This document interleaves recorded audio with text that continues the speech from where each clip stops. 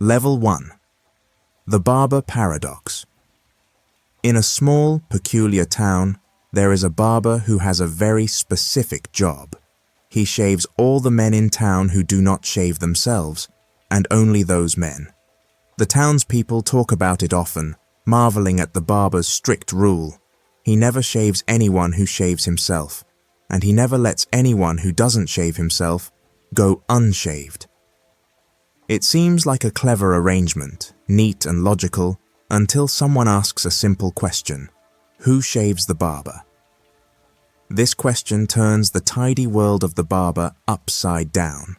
If the barber shaves himself, then according to his rule, he must not shave himself, because he only shaves those who do not shave themselves. But if he does not shave himself, then by his own rule, he must shave himself, because he shaves all those who do not shave themselves. The barber is caught in a logical loop, a contradiction that cannot be resolved. No matter what the barber does, he breaks his own rule. The Barber Paradox was first introduced by the British philosopher and mathematician Bertrand Russell. He used it to highlight problems in set theory and logic, showing how certain kinds of self-reference can lead to contradictions. The story of the barber is not just about shaving, it's about the limits of rules and definitions when they are allowed to refer to themselves. In the world of logic, this kind of paradox is called a self-referential paradox, and it has deep implications for mathematics, philosophy, and even computer science. The charm of the Barber Paradox lies in its simplicity. It takes an everyday situation, getting a shave, and twists it into a puzzle that defies common sense. The more you think about it, the more tangled it becomes, showing how even the most ordinary rules can break down under close scrutiny. The barber, stuck with his impossible task, reminds us that some questions can't be answered within the rules they set for themselves. Level 2. The Liar Paradox. There is a curious statement once puzzling philosophers, logicians, and even casual thinkers. The statement says, "This statement is false." At first glance, it seems like a simple sentence, but the more one tries to figure out whether it is true or false, the trickier it becomes. This is known as the Liar Paradox, and it has been a source of debate and fascination since ancient Greece. The Liar Paradox works like this.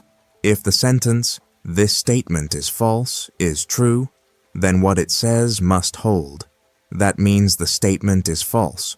But if it is false, then what it says isn't the case, so the statement must be true. This back and forth creates a loop that never settles on either true or false. The statement seems to contradict itself no matter how one tries to label it. It's as if the sentence is playing a clever trick, refusing to fit neatly into the categories of truth or falsehood. Throughout history, thinkers have tried to resolve the Liar Paradox in various ways. Some have suggested that the problem lies in the sentence referring to itself, creating a kind of logical short circuit. Others have proposed more technical solutions, like inventing new kinds of logic where a statement can be neither true nor false, or both at the same time. Yet the paradox remains a powerful example of how language and logic can twist back on themselves. The Liar Paradox isn't just a puzzle for philosophers. It has deep connections to mathematics, computer science, and the foundations of logic. When mathematicians tried to build systems that could prove every true statement, paradoxes like this one showed that some truths might always slip through the cracks. In computer science, similar paradoxes can cause programs to crash or loop forever.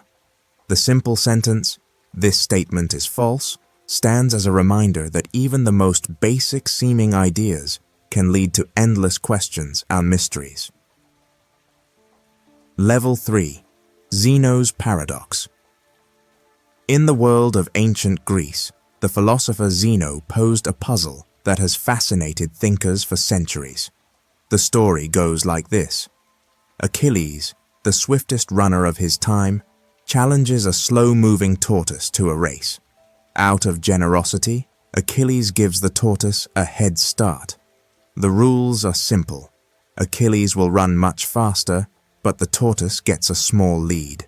Now, Zenos' twist comes into play. He argues that Achilles can never actually catch up to the tortoise. The reasoning is subtle. By the time Achilles reaches the spot where the tortoise began, the tortoise has moved a little further ahead. When Achilles reaches this new spot, the tortoise has again crept forward, even if only by a tiny amount.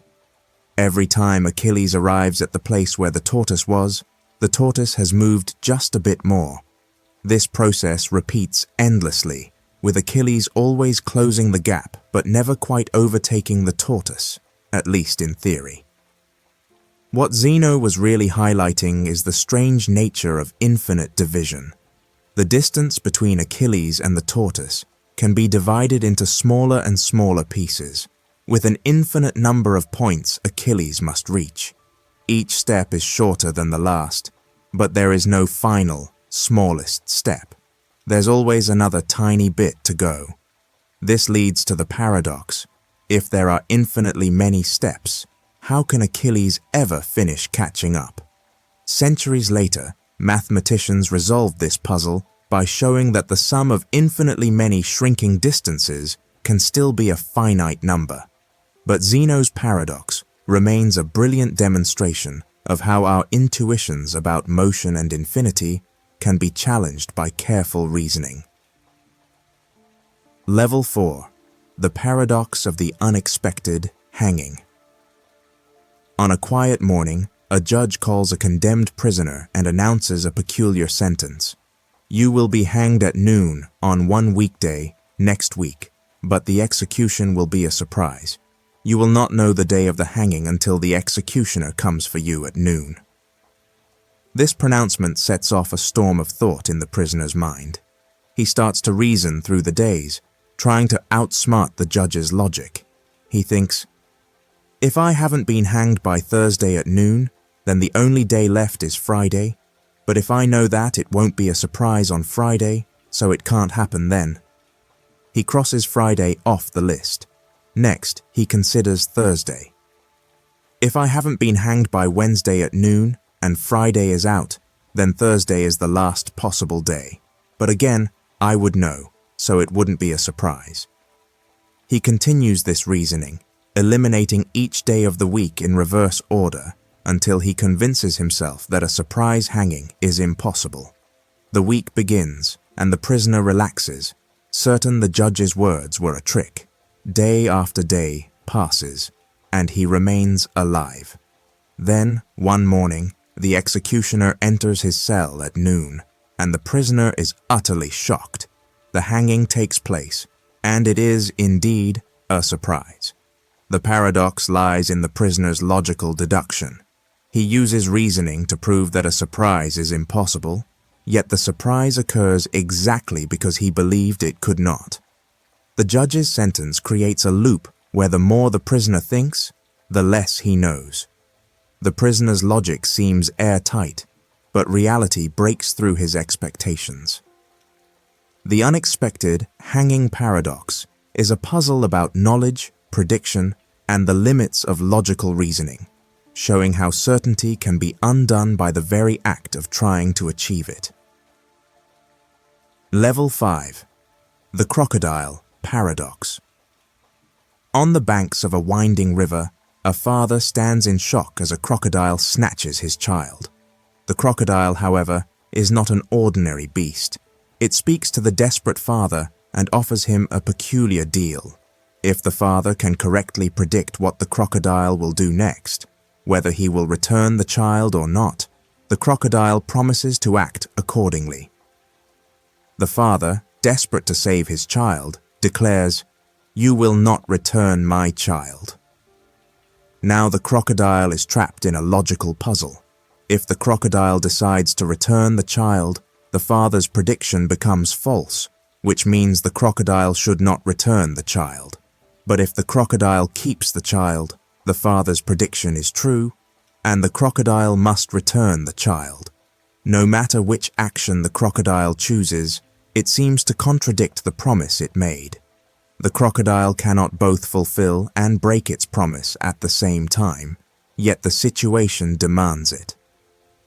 This paradox, known as the Crocodile Paradox, is a classic example of logical contradiction. It highlights the problems that arise when a statement refers to itself and when rules are set up that cannot be followed without breaking themselves. The crocodile's promise creates a loop. The outcome depends on the truth of the prediction, but the truth of the prediction depends on the outcome. This circular reasoning traps both the crocodile and the father in a situation with no logical escape. The Crocodile Paradox, to explore the limits of logic and language. It shows how certain kinds of promises or predictions can create impossible situations, especially when they are tied to actions that depend on their own truth or falsity. The paradox is simple enough for children to grasp, yet deep enough to stump the wisest thinkers, making it a lasting puzzle in the world of philosophy and logic. Level 6. The Ship of Theseus. There was a grand old ship, named after the legendary hero, Theseus. This ship has sailed the seas for many years, but over time, its wooden planks begin to rot and are replaced one by one with new pieces of wood.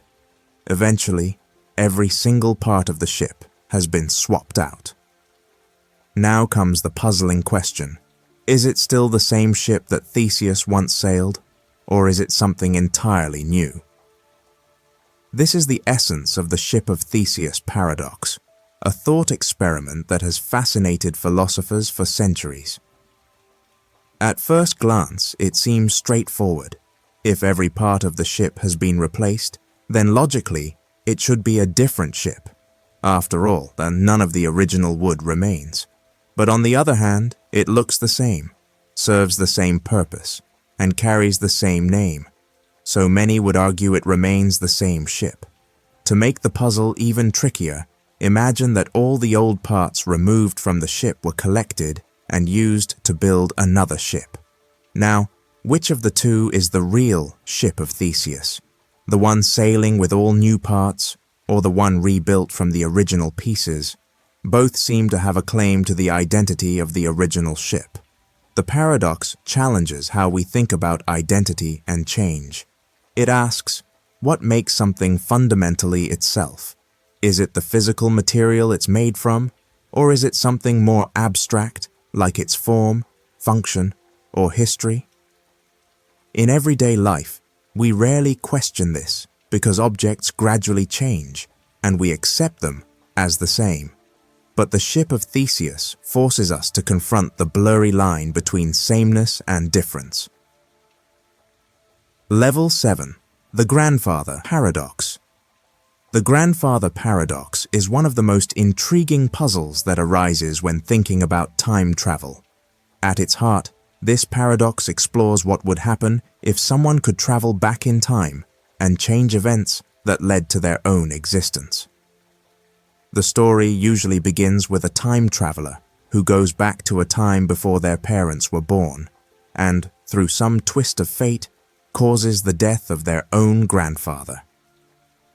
If the grandfather dies before having children, then the time traveler's parents would never be born, and if the parent is never born, neither is the time traveler. This raises a logical contradiction. If the time traveler was never born, how could they have gone back in time to cause their grandfather's death in the first place? This paradox highlights the confusion and contradictions that can arise when considering the possibility of changing the past. If the time traveler succeeds in preventing their own existence, then they couldn't have traveled back to do it, which means their grandfather would have lived, and the time traveler would have been born after all. The story loops back on itself, with no clear resolution. Some versions of the paradox involve the time traveler accidentally causing their grandfather's death, while others involve more deliberate actions. Either way, the core of the paradox remains. Actions in the past can have consequences that ripple forward, potentially undoing the very conditions that made those actions possible. The Grandfather Paradox has fascinated writers, philosophers, and scientists for decades. It often appears in science fiction stories, where characters struggle with the consequences of their actions in the past. Some theories try to resolve the paradox by suggesting that the universe would prevent such contradictions from happening, perhaps by making it impossible to change the past in certain ways. Others propose the idea of parallel universes, where changing the past creates a new timeline, leaving the original history unchanged. No matter how it's approached, the Grandfather Paradox remains a powerful illustration of the strange and puzzling consequences that can arise when time travel enters the picture. Level 8. Sorites Paradox. It starts with something as ordinary as a pile of sand. One person stands over a mound and asks, "What makes this a heap?" Most would agree that 1,000 grains of sand, all together, form a heap. There's no hesitation. Now the questioner removes a single grain, the heap remains. Remove another, and still, everyone agrees it's a heap. This process continues, grain by grain, slowly, almost imperceptibly. At what point does the heap stop being a heap? Is it after 900 grains, 500, or perhaps just 2? The paradox emerges from the fact that no single grain seems to make the difference between a heap and not a heap. Yet, if you keep removing grains, you eventually end up with none at all. Clearly, 0 grains is not a heap. This is the heart of the Sorites Paradox, named after the Greek word for heap. It's a puzzle about vague concepts and where to draw the line. The paradox doesn't just apply to sand. It can be about a beard. When does a man become clean-shaven if one hair is removed at a time? Or about a crowd. When does a gathering stop being a crowd as people leave one by one? The problem is rooted in the way language works. Words like heap, bald, or tall are not precisely defined. They're fuzzy at the edges. The paradox exposes how our everyday categories, which seem clear, actually have blurry boundaries. Philosophers have wrestled with this puzzle for centuries. Some have tried to solve it by setting an arbitrary cutoff. Perhaps 100 grains is the minimum for a heap. Others have suggested that the concept of a heap is inherently vague, and there's no precise answer. The Sorites Paradox challenges the way people think about categories, numbers, and the meaning of words. It reveals that the world isn't always as neatly divided as it seems, and that sometimes the simple act of counting can lead to deep philosophical confusion. Level 9. The Omnipotence Paradox. The idea of an all-powerful being has fascinated humans for centuries. We often think of such a being as capable of doing anything. Nothing is beyond its reach. But the Omnipotence Paradox challenges this very notion by asking a simple yet perplexing question. Can an all-powerful being create a task that it cannot accomplish? For example, can it create a stone so heavy that even it cannot lift it? If it can, then there is something it cannot do. Lift the stone. If it cannot create such a stone, then there is something it cannot do. Create the stone. Either way, the concept of unlimited power seems to hit a logical wall. This paradox forces us to think about what it truly means to be all-powerful. Is omnipotence the ability to do absolutely anything, including the logically impossible? Or does it mean having unlimited power within the bounds of logic? The paradox reveals a tension between power and logic. If power includes the ability to break the rules of logic, then contradictions arise. But if power is limited by logic, then omnipotence might not be as absolute as we imagine. Throughout history, philosophers and theologians have wrestled with this question. Some argue that omnipotence does not include the power to perform logical contradictions, such as creating a square circle or a stone too heavy to lift.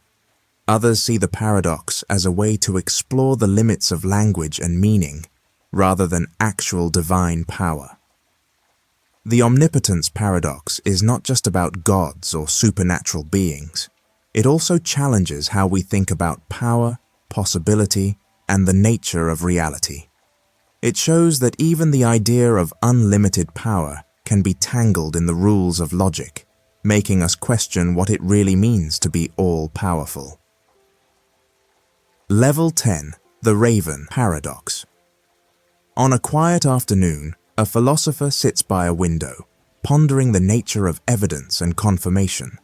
The question at hand is deceptively simple.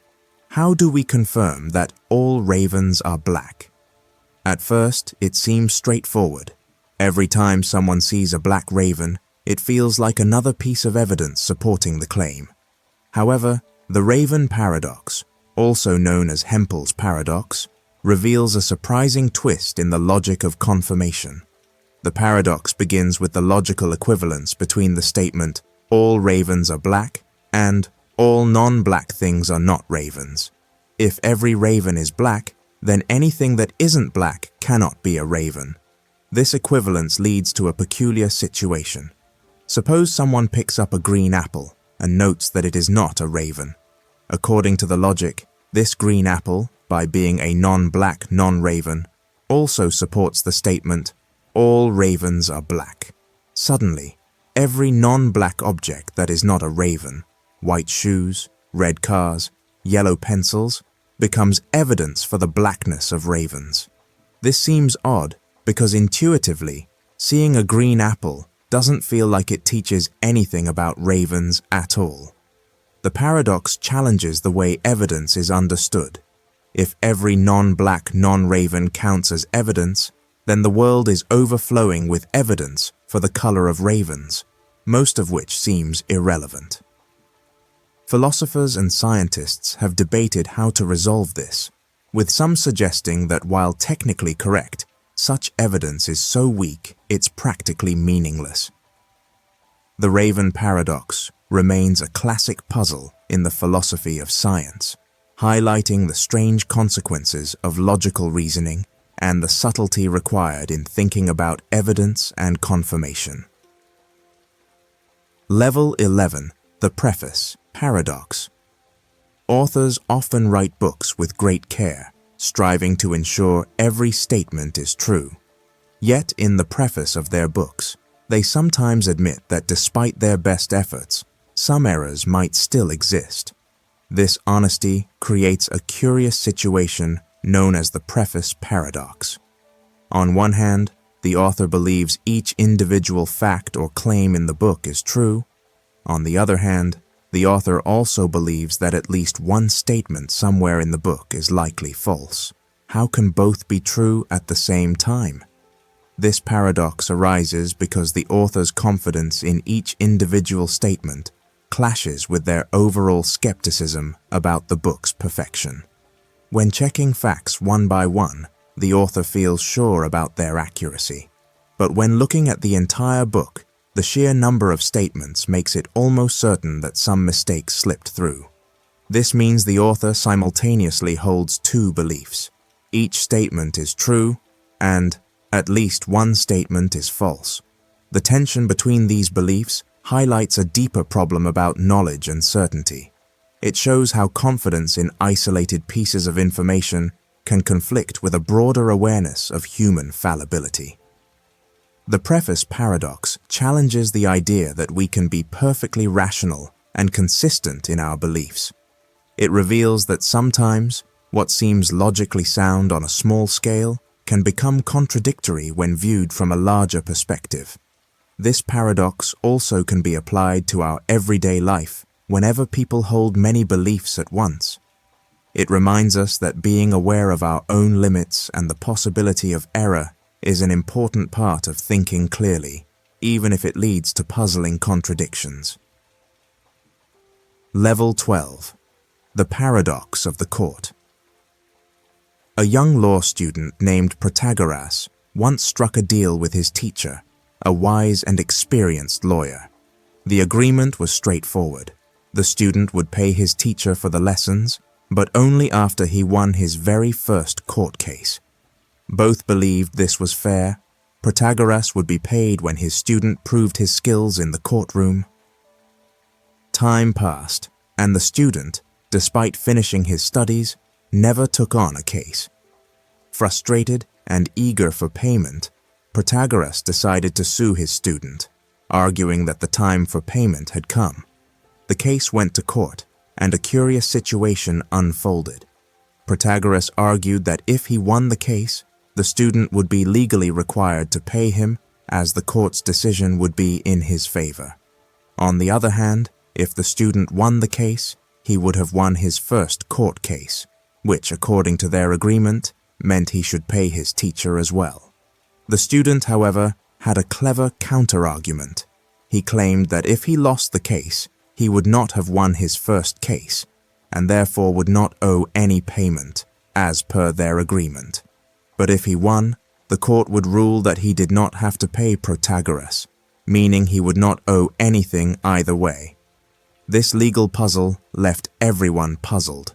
No matter which way the court decided, both sides had a logical reason to believe they should win, or at least not lose.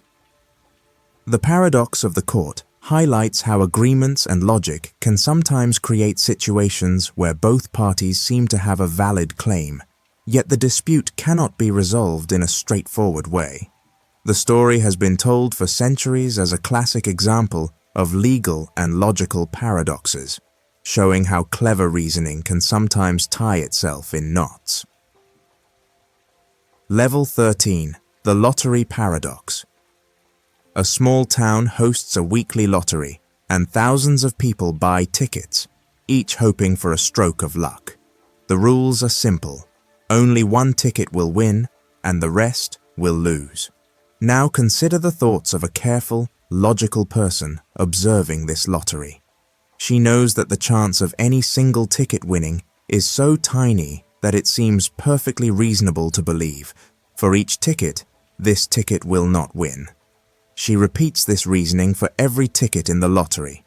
After all, the odds are stacked against each one. But here's where things get tricky. If she believes that ticket number 1 will lose, ticket number 2 will lose, and so on, all the way to the last ticket, then she is led to believe that all the tickets will lose. Yet she also knows that the rules guarantee that one ticket must win. This creates a strange tension. It is rational to believe that each individual ticket will lose, but it is irrational to believe that all tickets will lose, because that's impossible. The lottery paradox highlights a problem with how we form beliefs about unlikely events. It shows that if we accept as reasonable every belief that is highly probable, we might end up with a set of beliefs that together are inconsistent. The paradox doesn't just apply to lotteries. It pops up in everyday reasoning whenever we have to make judgments about lots of unlikely things. It challenges the idea that we can always treat high probability as good enough for belief, because sometimes, as in the lottery, this approach leads us straight into contradiction. The paradox invites us to think more carefully about what it really means to believe something, especially when dealing with probability and uncertainty. Level 14. The 2 envelopes. 2 envelopes sit in front of you, each containing money. One envelope has twice the amount of the other, but you don't know which one holds more. You pick one envelope and see a certain amount inside. Now, the question arises, should you keep this envelope or switch to the other one? At first, it seems like switching is the smarter move. Here's the reasoning. Suppose the envelope you opened has a certain amount, say $100. The other envelope could either have half that amount, which is $50, or double that amount, which is $200. Since you don't know which it is, you might think there's a 50% chance it's $50 and a 50% chance it's $200. 50% chance it's $200. To decide if switching is better, you calculate the average expected amount in the other envelope. You think, half the time, I would get $50. and half the time, I would get $200. So the average amount in the other envelope would be halfway between $50 and $200, which is $125.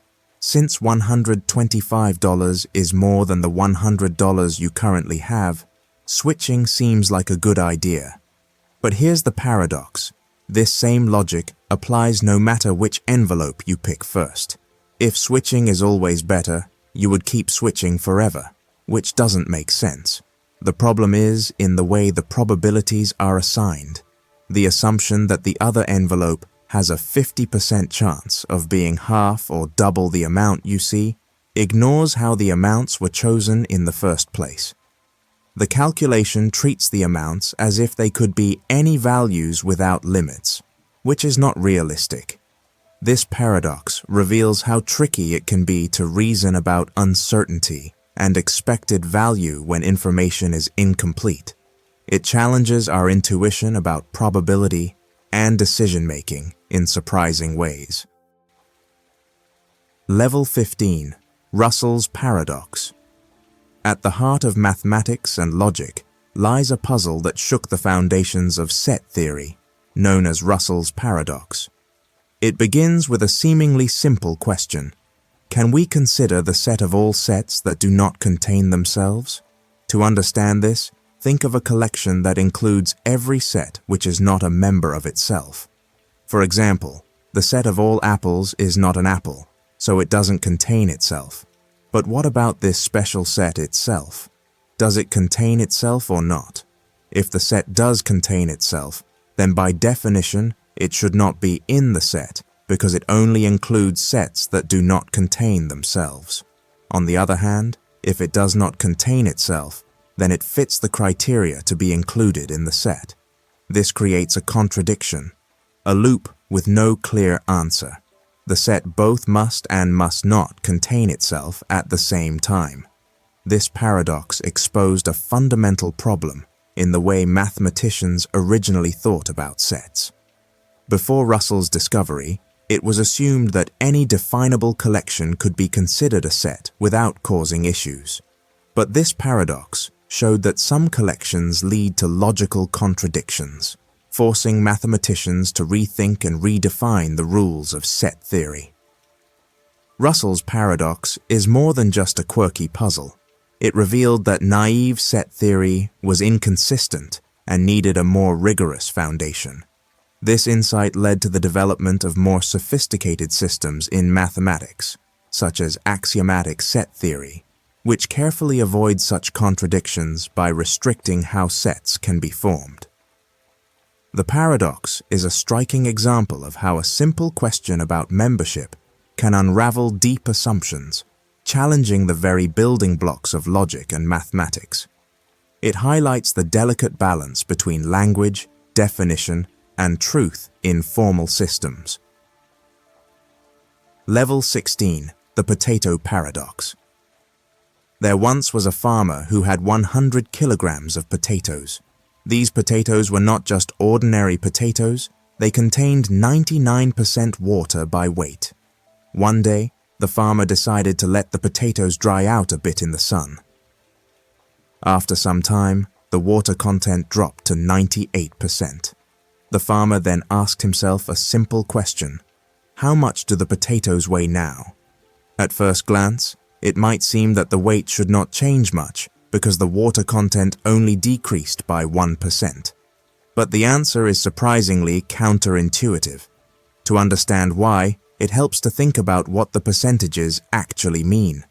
Initially, the potatoes weigh 100 kilograms, and 99% of that is water. So, 99 kilograms of the potatoes are water, and the remaining 1 kilogram is the solid part, the actual potato matter. When the water content drops to 98%, the solid part still weighs exactly 1 kilogram because drying doesn't remove any of the solid potato, only water. Now, if the solid part is 2% of the total weight, because water is 98%, then the total weight must be such that 1 kilogram is 2% of it. To find this total weight, the farmer divides 1 kilogram by 0.02, which equals 50 kilograms. This means the potatoes now weigh only 50 kilograms after drying, even though the water content dropped by just 1%. This paradox surprises many because it challenges the way we intuitively think about percentages and weight. A small change in the water percentage causes a large change in total weight, revealing how relative proportions can be deceptive. The potato paradox is a great example of how simple math can lead to unexpected results when percentages and quantities interact in surprising ways. Level 17, the Arrow Paradox. The Arrow Paradox, one of Zenos' famous puzzles, challenges the very idea of motion by breaking it down into moments in time. It begins with a simple observation. At any single instant, an arrow flying through the air is not moving. At that exact point in time, the arrow occupies a specific position and does not change location. If you freeze time and look at the arrow, it simply appears still. Since time is made up of these individual instants, the paradox asks, how can the arrow ever move if at every instant it is motionless? This line of thinking pushes us to question what motion really means. If motion is just a series of still moments, then logically, motion should not exist. Yet, in everyday experience, arrows fly, people walk, and cars drive. The paradox exposes a conflict between how we intuitively understand motion and how it looks when dissected into tiny slices of time. Philosophers and mathematicians have grappled with this puzzle for centuries. One way to resolve it is by realizing that motion is not about being still at each instant, but about changing position over an interval of time. The paradox forces us to think beyond static snapshots and consider the continuous flow of time and space. It also inspired the development of calculus, where motion is understood through concepts like velocity and limits, which describe how position changes smoothly rather than in isolated points. The Arrow Paradox shows that breaking down complex phenomena into smaller parts can sometimes create puzzles that don't match the whole picture. This paradox invites reflection on the nature of time, space, and movement, revealing the subtle complexities hidden in everyday experiences. Level 18, the Whole Paradox. The Whole Paradox explores a puzzling question about space and time, especially in the context of Einstein's theory of general relativity. It begins with the idea that the laws of physics should not depend on where or when you're in the universe. This principle, called general covariance, means that if you take a chunk of space-time and shift it around without changing anything else, the physical situation should remain the same. But then the paradox arises. If you remove a small region, a hole, from space-time and try to predict what happens inside that hole based on what happens outside, you find that the theory can't uniquely determine what occurs inside the hole. In other words, the future inside the hole is left undetermined, even if everything outside is perfectly known. This is strange because it suggests that the universe's laws might not fully predict the future in certain situations, which goes against the usual expectation that knowing the present completely should allow you to know the future. The paradox challenges the idea of determinism, the belief that the past and present completely determine the future. It reveals that the mathematical description of gravity in general relativity allows for multiple possible futures inside the hole, all consistent with the same outside conditions, and also highlights the subtle and complex relationship between the geometry of the universe and the behavior of matter and energy. The paradox also emphasizes the importance of the way we describe physical laws and the role of coordinates or reference frames in defining reality. It shows that sometimes what seems like a simple shift in perspective can lead to deep questions about predictability and the nature of the universe itself. Level 19, Moore's Paradox. There are moments in everyday life when someone might say something that seems perfectly logical, but somehow feels strange or unsettling.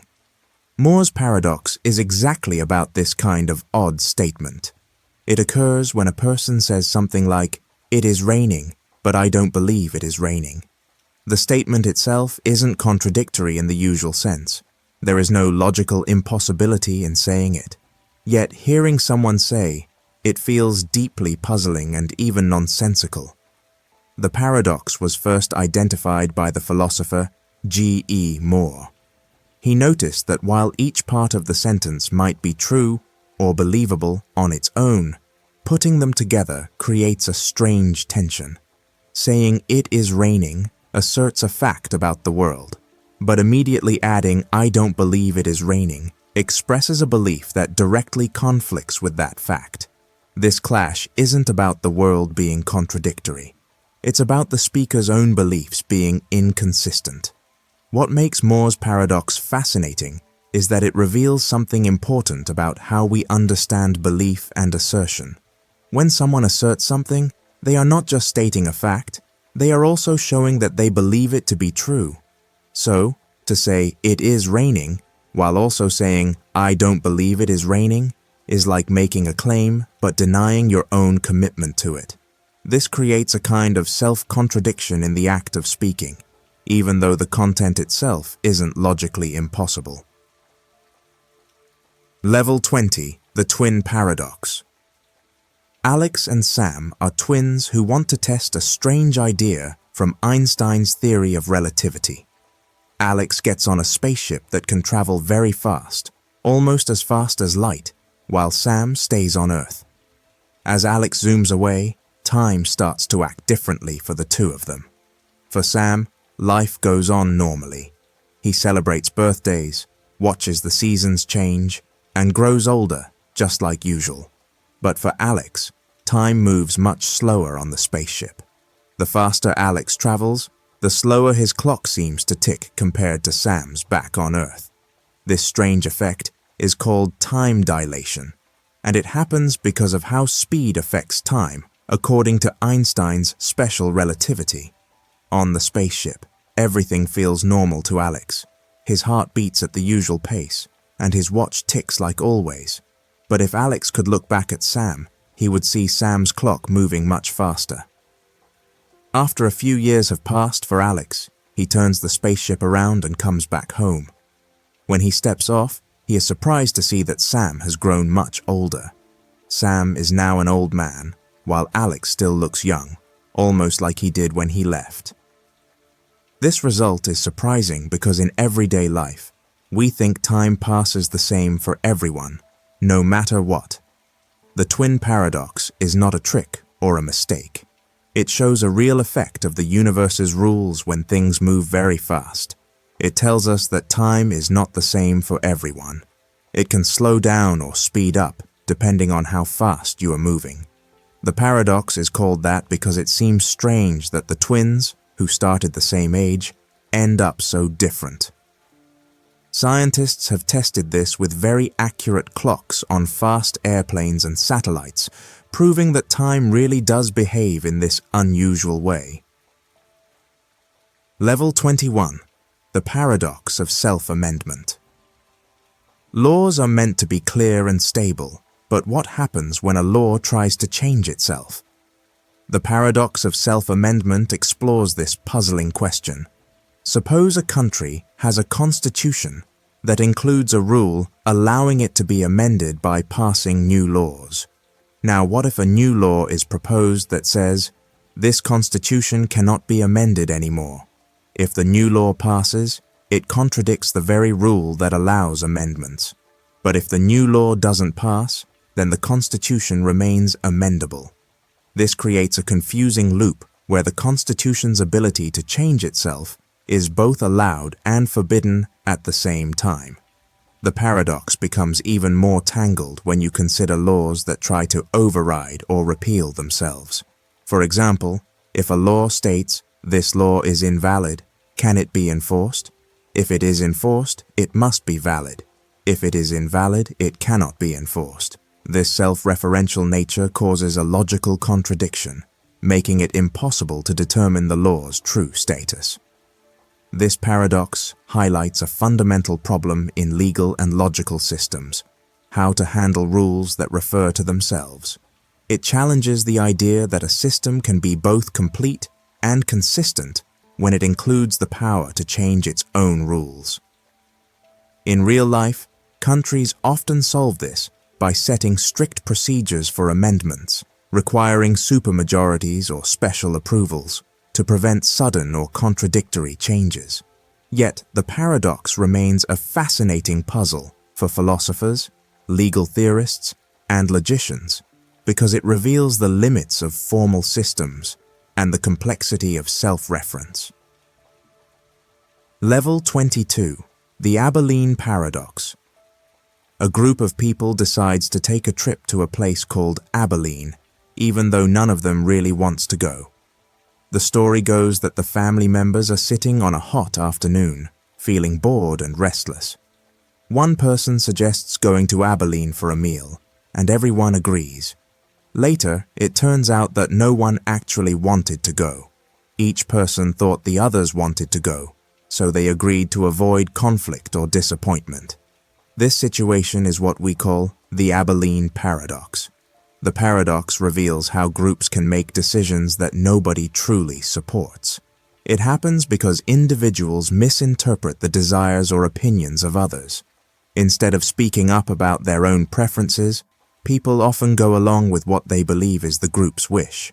This leads to collective actions that are counterproductive or even harmful, all because everyone assumes they are the only one with doubts or objections. The Abalene Paradox is a powerful example of how communication breakdowns and social pressures shape group behavior. It shows that people sometimes prioritize harmony or avoiding confrontation over honesty. In doing so, they create a false consensus that pushes the group toward choices that no one really endorses. This paradox also highlights the importance of open and clear communication. When members of a group fail to express their true feelings or concerns, the group's decisions can become disconnected from reality. The Abalene Paradox warns about the dangers of silent agreement and the need for individuals to voice their genuine opinions, even if they differ from the majority. Level 23. The Paradox of Tolerance. In the heart of every open society lies a powerful question: how far should tolerance extend? The paradox of tolerance, first articulated by philosopher Karl Popper, explores this dilemma with striking clarity. At its core, the paradox asks whether a tolerant society should tolerate those who are themselves intolerant. It's a puzzle that has echoed through history, shaping debates about free speech, democracy, and the boundaries of acceptance. Consider a community that prides itself on welcoming diverse viewpoints and lifestyles. This community believes that everyone deserves a voice, no matter how unconventional their beliefs may be. Then, a group arrives whose beliefs are fundamentally intolerant. They reject the rights of others, seek to silence dissent, and push for the exclusion or even harm of those who are different. The tolerant community faces a difficult choice. Should it allow this group to express and promote its views, even though those views threaten the very foundation of tolerance? The paradox becomes sharper when the consequences are considered. If the tolerant community allows intolerant ideas to spread unchecked, those ideas might gain power and eventually suppress tolerance itself. In other words, unlimited tolerance could lead to the destruction of tolerance. On the other hand, if the community chooses to suppress the intolerant group, it risks betraying its own commitment to openness and free expression. This tension is not just theoretical, it plays out in real-world debates about hate speech, extremist movements, and the limits of free expression. Laws and policies must balance the protection of open discourse with the need to prevent harm and safeguard the rights of vulnerable groups. The paradox of tolerance reminds us that tolerance is not a simple, absolute value. It requires careful judgment and sometimes the difficult decision to draw a line, not out of intolerance, but to preserve the very conditions that make a tolerant society possible. The paradox challenges us to think deeply about the values we cherish and the responsibilities they entail. Level 24 Buridans Ass. There once was a donkey placed exactly midway between two identical piles of hay. Both piles looked equally fresh, smelled equally delicious, and promised the same satisfaction.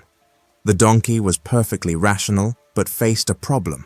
With no reason to prefer one pile over the other, it hesitated.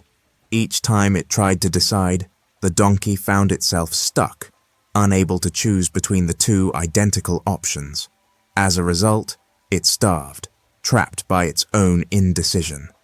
This scenario is the heart of Buridans Ass, a paradox that explores the problem of decision-making when faced with two equally attractive choices. The paradox highlights a troubling question about free will and rationality.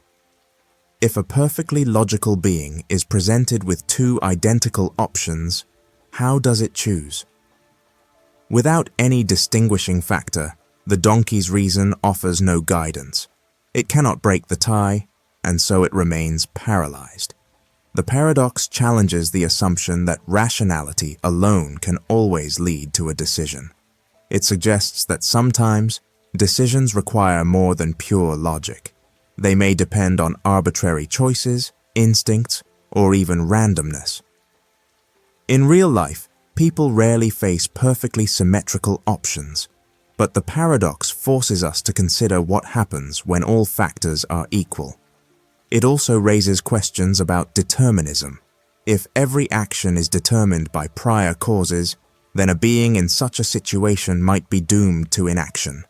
Philosophers use Buridans Ass to discuss how free will might operate in a deterministic world, and whether true rationality can exist without some element of unpredictability. The paradox also touches on how decision-making processes work in humans and animals, suggesting that sometimes choice is not just about weighing pros and cons, but about breaking ties in unpredictable ways. Buridans Ass remains a powerful metaphor for the limits of reason and the mysterious nature of choice. Level 25. The Paradox of Free Will.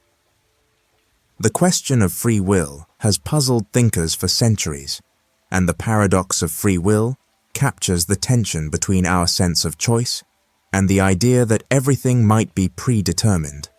On one hand, people feel they make decisions freely, choosing their actions independently. On the other hand, if the universe follows strict laws of cause and effect, then every event, including human decisions, could be inevitable outcomes of prior causes. This contradiction lies at the heart of the paradox. Consider the way we experience life. When faced with a choice, such as what to eat or where to go, it feels like the decision is truly ours. We weigh options, consider consequences, and then select a path. This feeling of freedom is so natural that it seems undeniable.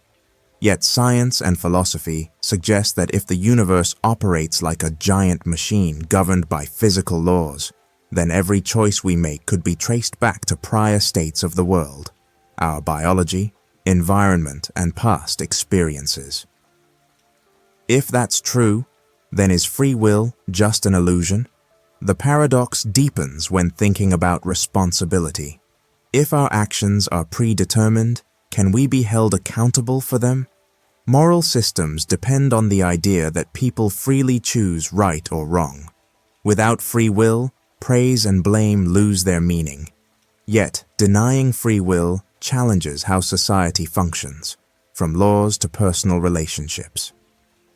Some philosophers try to resolve this paradox by proposing compatibilism, the idea that free will and determinism can coexist. They argue that free will means acting according to one's desires and intentions, even if those desires have causes. Others reject free will entirely, while some believe in a form of indeterminism where randomness allows genuine choice. Level 26. The Paradox of the Barber Pole. The Barber Pole is a familiar sight outside barbershops, a red, white, and sometimes blue spiral that seems to twist endlessly upward. But beneath this simple symbol lies a curious paradox that invites us to think about motion, perception, and reality in unexpected ways. The paradox arises from the way the stripes appear to move when the pole spins. Although the pole itself is rotating in one direction, the spiral stripes seem to climb upward endlessly, creating an illusion of continuous motion that never actually travels anywhere. At first glance, the barber pole's stripes look like they are moving upward along the pole's length. This happens because the spiral pattern wraps around the pole, and as the pole spins, the eye follows the stripes in a way that suggests upward movement. But the pole itself is fixed in place, only rotating around its own axis. The paradox is that the stripes seem to move vertically, yet no part of the pole or the stripes actually travels upward. The motion is an illusion created by the combination of rotation and the spiral pattern. The upward movement of the stripes is a product of perspective and the way our brains interpret visual cues, not an actual displacement of the stripes along the pole.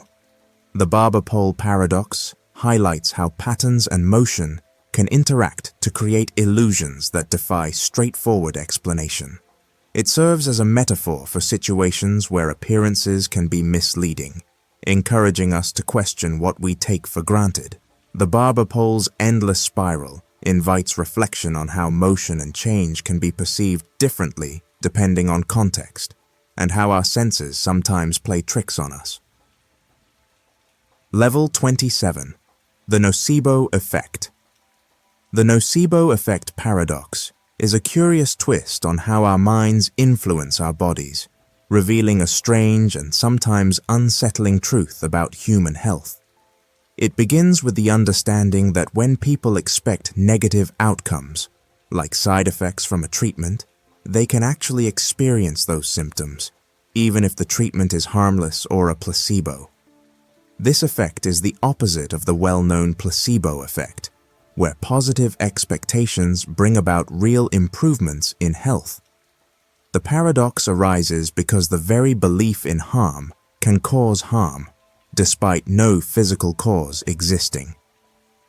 Consider a patient who is told that a harmless pill might cause headaches or nausea. Even though the pill contains no active drug, the patient may start to feel exactly those symptoms.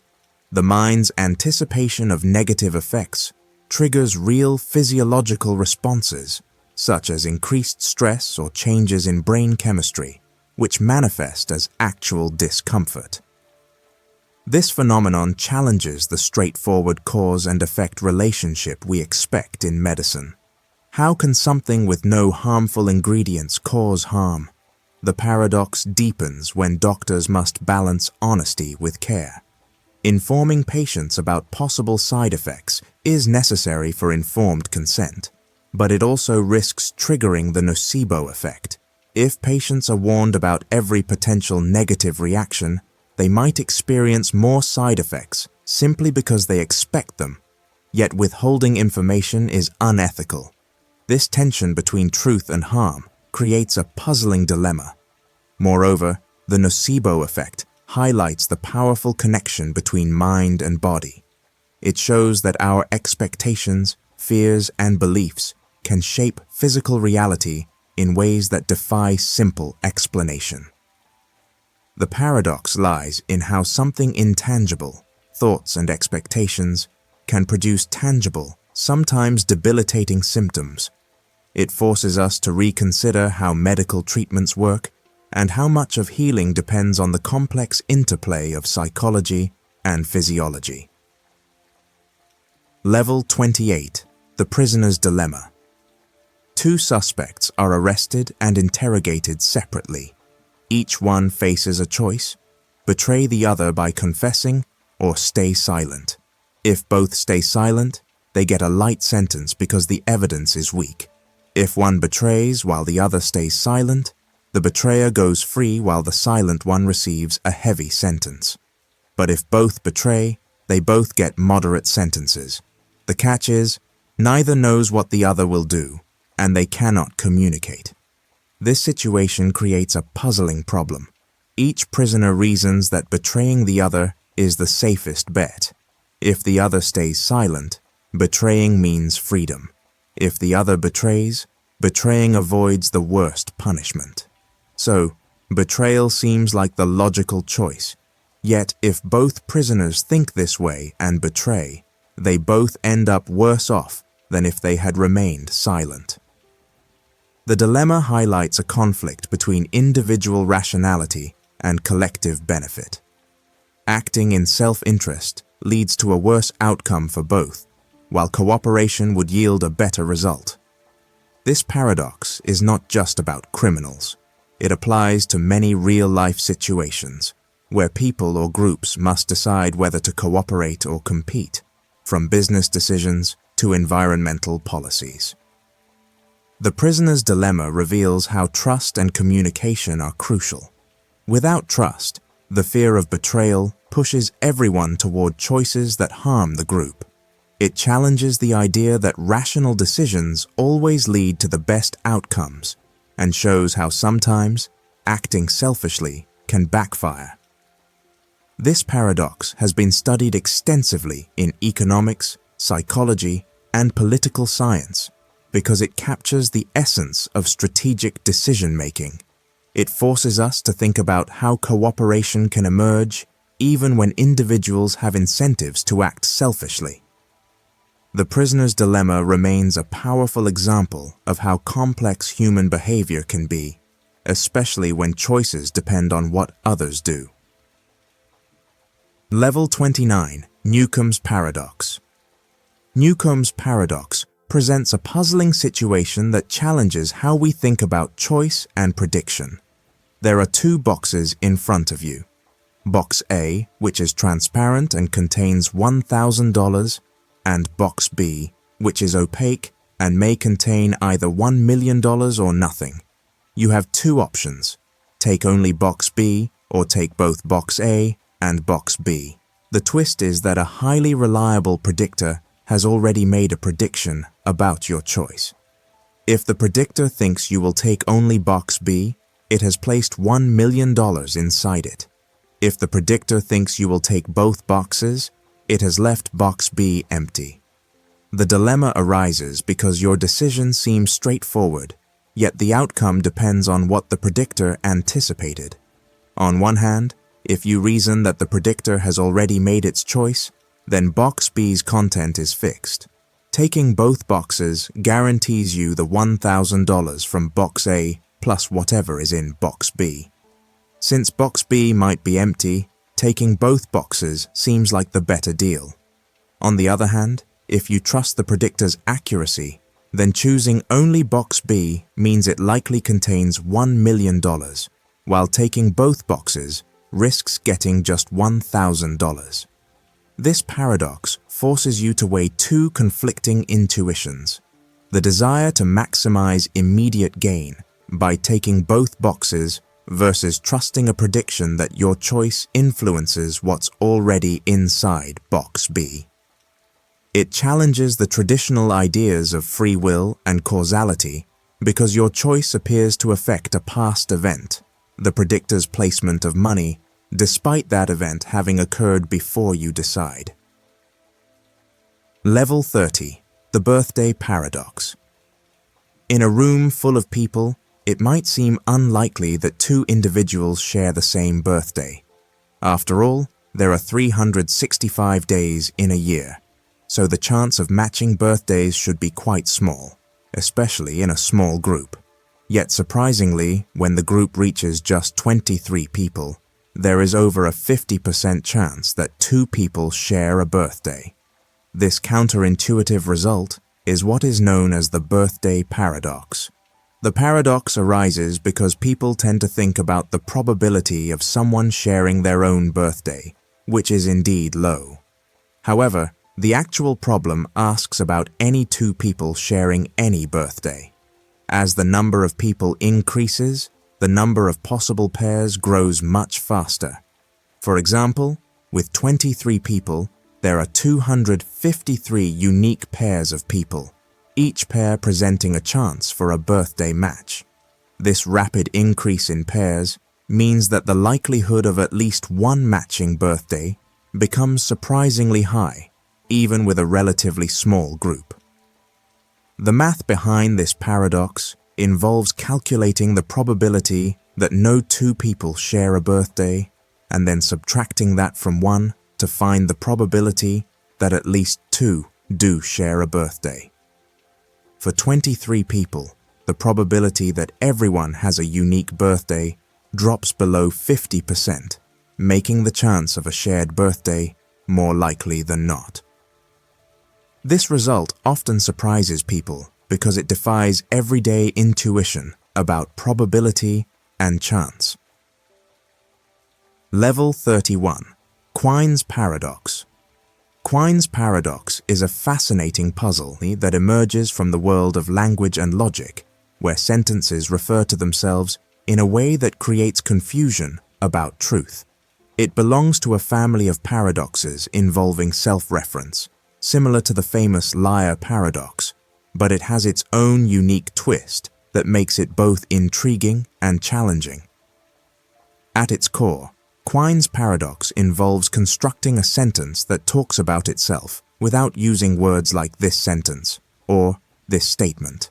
Instead, it cleverly uses quotation marks and indirect reference. The paradoxical sentence can be expressed as yields falsehood when preceded by its quotation, yields falsehood when preceded by its quotation. This sentence says something about what happens when you take the phrase inside the quotation marks and put it before itself. The problem arises when you try to determine whether this sentence is true or false. If it is true, then what it says must hold, which means that when the phrase is preceded by its quotation, it yields falsehood. But if it yields falsehood, then the sentence is false, contradicting the initial assumption. On the other hand, if it is false, then the phrase does not yield falsehood when preceded by its quotation, which would mean the sentence is true. This back and forth creates a logical loop with no stable answer. What makes Quine's paradox particularly interesting is how it exposes the difficulties in formal systems that allow self-reference. It shows that language can be twisted in ways that break the usual rules of truth and falsehood. This paradox also highlights challenges in mathematics, computer science, and philosophy, especially in understanding how systems can talk about themselves without collapsing into contradiction. Level 32. The St. Petersburg Paradox. In the 18th century, a curious problem about gambling puzzled mathematicians and philosophers alike. The St. Petersburg Paradox describes a game where a player tosses a fair coin repeatedly until it lands on heads. The twist is in the payoff. If the first heads appears on the first toss, the player wins $2. If it appears on the second toss, the prize doubles to $4. On the third toss, $8, and so on, doubling each time the coin lands tails before the first heads. The question is, how much should a player be willing to pay to join this game? At first glance, the game seems incredibly valuable because the potential winnings grow exponentially. The expected value, calculated by multiplying each possible payoff by the probability of that outcome, turns out to be infinite. This means, mathematically, the game should be worth any finite amount of money to play. Yet, in reality, people are reluctant to pay a large sum to participate. Most would only pay a modest fee, far less than the infinite expected value suggests. This paradox exposes a conflict between mathematical expectation and human intuition about value and risk. The infinite expected payoff clashes with the practical limits of what people consider reasonable. The paradox reveals that not all mathematical expectations translate directly into real-world decisions. It challenges the assumption that people evaluate risky situations purely by expected monetary value, and suggests that factors like risk aversion, diminishing utility of money, or psychological considerations play crucial roles. The St. Petersburg Paradox remains a cornerstone in economics and decision theory, prompting the development of utility theory, which accounts for how people actually value uncertain outcomes rather than just their expected monetary returns. It highlights the complexities of human judgment when faced with seemingly straightforward mathematical problems. Level 33, Curry's Paradox. Consider a sentence that says, "If this sentence is true, then Santa Claus exists." This sentence doesn't just make a claim about Santa Claus, it ties its own truth to an unrelated statement. The paradox arises when we try to determine whether this statement is true or false. If the sentence is true, then according to what it says, Santa Claus must exist. But if Santa Claus does not exist, the sentence cannot be true. On the other hand, if the sentence is false, then the condition, "if this sentence is true," is never met, so the implication doesn't lead anywhere. However, the logical rules governing implications allow us to conclude that the statement must be true to avoid contradiction, which bizarrely forces us to accept the existence of Santa Claus based solely on the sentence's structure. This paradox exposes a flaw in certain logical systems that allow self-referential statements combined with implication rules. Unlike other paradoxes that depend on negation or contradiction, Curry's paradox exploits the way conditional statements work. It shows how a seemingly harmless sentence can lead to an absurd conclusion if the logic system isn't carefully designed. The unsettling part is that the paradox doesn't rely on any obviously false premises or contradictions. Instead, it sneaks in through the back door of implication and self-reference, creating a logical trap. This puzzle has important implications for mathematics, computer science, and philosophy, especially in understanding how to build consistent logical frameworks that avoid such pitfalls. The paradox reveals how delicate the balance is when dealing with self-reference and conditional statements in formal reasoning. Level 34, Hilbert's Grand Hotel. There once was a hotel with an infinite number of rooms, all fully occupied. Every room had a guest, and there was no empty space left. Now, a new guest arrives, hoping to find a room. Normally, a full hotel would have no vacancy, but this hotel is special because it has infinitely many rooms. The hotel manager thinks for a moment and then asks every guest to move from their current room to the next room. This means the guest in room 1 moves to room 2, the guest in room 2 moves to room 3, and so on. Since there are infinitely many rooms, no one is kicked out, and room 1 becomes free for the new guest. Later, a whole bus arrives with infinitely many new guests. Once again, the hotel is full. The manager asks each guest to move from room N to room 2N, doubling their room number. This move frees up all the odd-numbered rooms, infinitely many rooms, for the new arrivals. Even though the hotel was full, it can still accommodate infinitely many more guests. This story shows how infinity behaves differently from regular numbers. In everyday life, a full hotel cannot take any more guests, but with infinity, the rules change. The hotel can always make room for more people, no matter how many arrive. This idea seems strange because it goes against what we expect from normal hotels or spaces. The paradox helps us understand the strange nature of infinity and how it breaks the usual rules of counting and space. It reveals that infinite sets can be put into one-to-one correspondence with parts of themselves, which is impossible with finite sets. Hilbert's Grand Hotel is a fascinating way to explore the concept of infinity in a simple and surprising way. Level 35. The Bootstrap Paradox. The Bootstrap Paradox is a fascinating puzzle that emerges when time travel enters the story. At its core, this paradox asks, what happens when something is sent back in time and becomes the very reason for its own existence?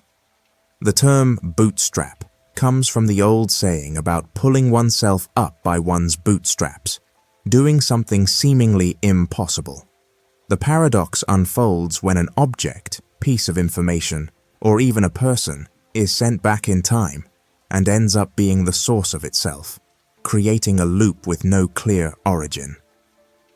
Picture a scenario where a scientist in the future discovers a mysterious blueprint for a revolutionary device.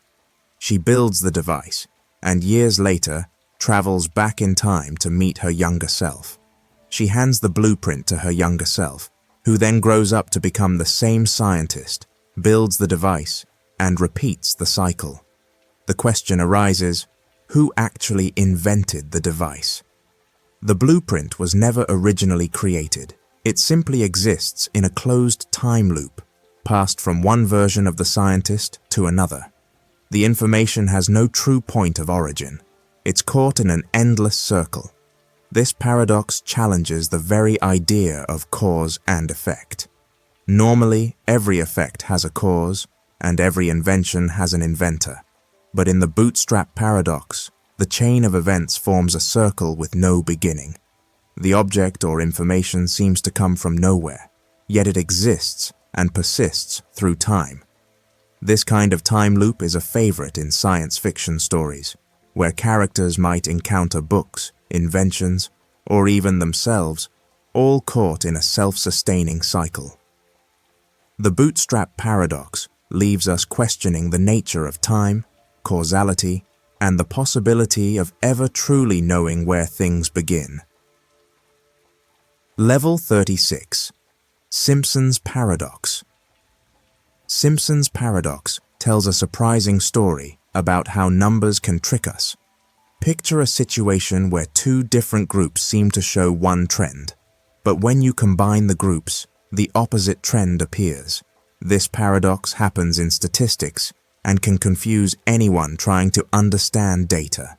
Consider a simple example involving two doctors treating patients. Dr. A has a higher success rate than Dr. B in both groups of patients, those who are seriously ill and those who are less sick. However, when you look at all patients together, Dr. B seems to have a better success rate overall. How can this be? The secret lies in the way the groups are combined.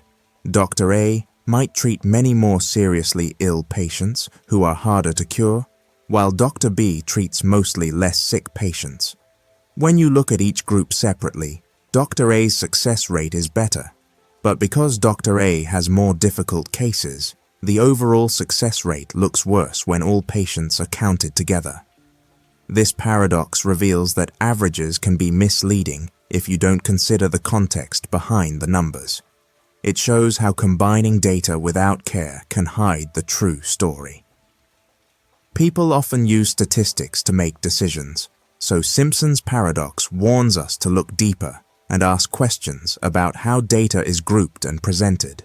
In real life, this paradox appears in many fields like medicine, social science, and economics. It reminds us that numbers alone don't always tell the full truth. Understanding Simpson's Paradox helps avoid wrong conclusions and encourages careful thinking when interpreting statistics. Level 37. Benford's Law Paradox. Numbers appear everywhere in life, on price tags, in statistics, and even in nature. One might expect that the first digit of these numbers would be evenly spread out, so that digits from 1 to 9 each show up about the same amount of times. Surprisingly, this is not true.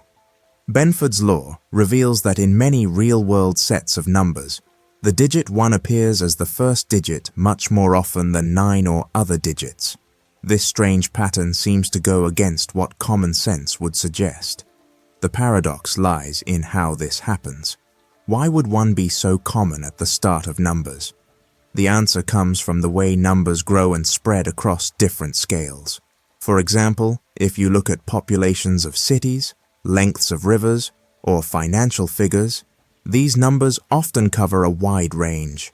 When numbers grow exponentially or multiply by factors, smaller digits appear more frequently at the beginning. This means that the chance of a number starting with 1 is about 30%, while numbers starting with 9 happen less than 5% of the time. This pattern is so consistent that it can even help detect fraud. If someone tries to fake numbers, the distribution of first digits often looks unnatural and does not follow Benford's law. This makes it a useful tool for auditors and investigators. What makes this paradox fascinating is how it defies simple intuition about randomness. We tend to think that digits should be evenly distributed, but the natural world and many datasets tell a different story. Benford's law reminds us that patterns can hide in plain sight, and that the way numbers behave can be surprising and full of hidden order. Level 38, Olbers Paradox. On a clear night, when you gaze at the sky, you see darkness dotted with stars. But in 1823, German astronomer Heinrich Olbers asked a puzzling question. If the universe is endless and filled with infinite stars, why isn't the entire night sky blazing with light? This contradiction became known as Olbers Paradox. Olbers reasoned that in an infinite, unchanging universe, every direction you look should eventually meet a star. Imagine standing in a vast forest where trees stretch endlessly in all directions. No matter where you turn, your line of sight would always end at a tree trunk. Similarly, an infinite universe with infinite stars would mean every patch of sky glows as brightly as the surface of a star. The night should be as bright as daytime. Yet it isn't. For over a century, this paradox confused scientists. The answer lies in two key insights. First, the universe isn't infinitely old. Light travels at a finite speed, and the universe has existed for roughly 13.8 billion years. Stars beyond this cosmic horizon haven't had enough time for their light to reach us. The observable universe is a bubble limited by time, not space. Second, the universe is expanding. As galaxies move away from each other, the light from distant stars stretches into longer, invisible wavelengths, like the fading sound of a train moving away. This redshift drains energy from starlight, dimming it over vast distances. Combined, these factors, the universe's finite age and its expansion, explain the darkness.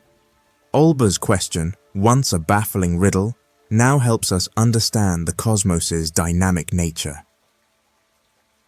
Level 39, the Paradox of Choice. In a small village, there was once a bustling market where people came from miles around to buy goods. For years, the market offered only a handful of fruits, apples, oranges, and bananas. Shoppers would quickly pick their favorite, pay the vendor, and leave with a smile. One day, a new merchant arrived and brought with him dozens of exotic fruits from distant lands. Suddenly, the market was filled with an explosion of colors and flavors. Dragon fruits, star fruits, lychees, mangosteens, and many more. The villagers were excited at first, marveling at the variety and the possibility of tasting something new every day. However, as the weeks passed, something unexpected happened. The villagers started spending more and more time at the fruit stalls, unable to decide which fruit to buy. Some left the market empty-handed, feeling overwhelmed by the sheer number of choices. Others bought something, only to regret their decision later, wondering if one of the other fruits might have been better.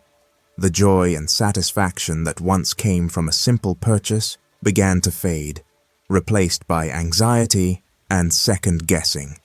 This is the essence of the paradox of choice. It describes a situation where having too many options actually makes people less happy, not more. When choices are limited, decisions are easier and satisfaction is higher. But when faced with an abundance of options, people can become paralyzed by indecision or plagued by regret, fearing they might have missed out on something better. The paradox challenges the common belief that more choice always leads to greater happiness. In reality, sometimes less is more, and simplicity can bring peace of mind that abundance cannot. The villagers learned that freedom to choose is valuable, but too much freedom can be a burden rather than a blessing. Level 40. The Observer's Paradox. In everyday life, people often change how they behave when they know someone is watching them. This simple truth lies at the heart of the Observer's Paradox. The paradox arises when the very act of observing something changes what is being observed. For example, a researcher studying how people talk in casual conversations might find that when people know they are being recorded, their speech becomes different, more careful or formal than it would be otherwise. This makes it hard to understand how people really communicate when no one is paying attention. The paradox shows up in many areas, not just in social science. In physics, especially in quantum mechanics, the observer's paradox takes on a strange form. Tiny particles like electrons behave differently when measured. Before measurement, they exist in many possible states at once, but the moment they are observed, they seem to choose a single state. This strange behavior suggests that the observer plays a role in shaping reality itself, not just watching it. This paradox raises questions about how much we can truly know about the world. If watching something changes it, then can we ever see things as they really are? The observer's paradox also reminds us that knowledge is not always straightforward. Sometimes the tools or actions we use to gain knowledge interfere with the subject we want to study. Whether in everyday life or in the depths of science, the observer's paradox teaches that observation is not a neutral act. It affects what is observed, blurring the line between the observer and the observed. This idea invites curiosity about the limits of understanding and the hidden effects of simply paying attention. Level 41. Friendship Paradox. People often feel like their friends have more friends than they do. This idea sounds strange, but it is actually true and is called the Friendship Paradox. It comes from how social connections work in groups of people. When you look at your own friends, many of them tend to be popular, having more friends than you. This makes it seem like everyone else has more friends than you do. The reason behind this is simple but surprising. Popular people appear in many friend lists because they have many connections. When you count friends of friends, popular people show up more often. So, when you ask, "How many friends do my friends have?" the average number is higher than the number of friends you have. This happens because people with many friends are counted multiple times, while people with fewer friends appear less often. This paradox shows how our view of social life can be misleading. It explains why people might feel lonely or less connected, even when they have friends. It also helps us understand social networks better, including how information or ideas spread quickly through popular people. The friendship paradox is not just about numbers. It reveals hidden patterns in how people connect with each other. In everyday life, this paradox can affect how we compare ourselves to others. We might think others have better social lives, but this feeling comes from the way friendships are counted. The friendship paradox reminds us that popularity is unevenly spread, and it shapes our experience of friendship in surprising ways. Level 42. The Sleeping Beauty Paradox. Sleeping Beauty takes part in an unusual experiment. On Sunday, she is put to sleep. A fair coin is flipped once. If it lands on heads, she will be awakened on Monday only. If it lands on tails, she will be awakened twice, once on Monday and again on Tuesday. Each time she wakes up, she will not remember any previous awakening because she is given a drug that erases her memory. The question is, when Sleeping Beauty wakes up, what should be her belief about the coin having landed on heads? At first, it seems simple. The coin is fair, so the chance of heads is 50%. But the problem is that she does not know which day it is when she wakes up. She could be waking up on Monday after heads, or Monday or Tuesday after tails. Since she cannot tell the difference, her situation is uncertain. Some say the chance of heads is still 50% because the coin flip is fair and nothing changes that. Others argue it should be 1/3 because there are 3 possible awakenings: Monday heads, Monday tails, and Tuesday tails. Only one of these 3 corresponds to heads, so the chance is 1 out of 3. This paradox plays with how we think about probability when our knowledge is incomplete and our memories are wiped. It raises questions about how to update beliefs when faced with repeated events and forgetfulness. The Sleeping Beauty problem shows that probability is not always straightforward and depends on how we view the situation and what information we have. It highlights the tricky relationship between chance, knowledge, and memory, making it a fascinating puzzle in philosophy and probability theory. Level 43. The Infinite Monkey Theorem. The Infinite Monkey Theorem tells a story about chance and infinity that feels almost magical.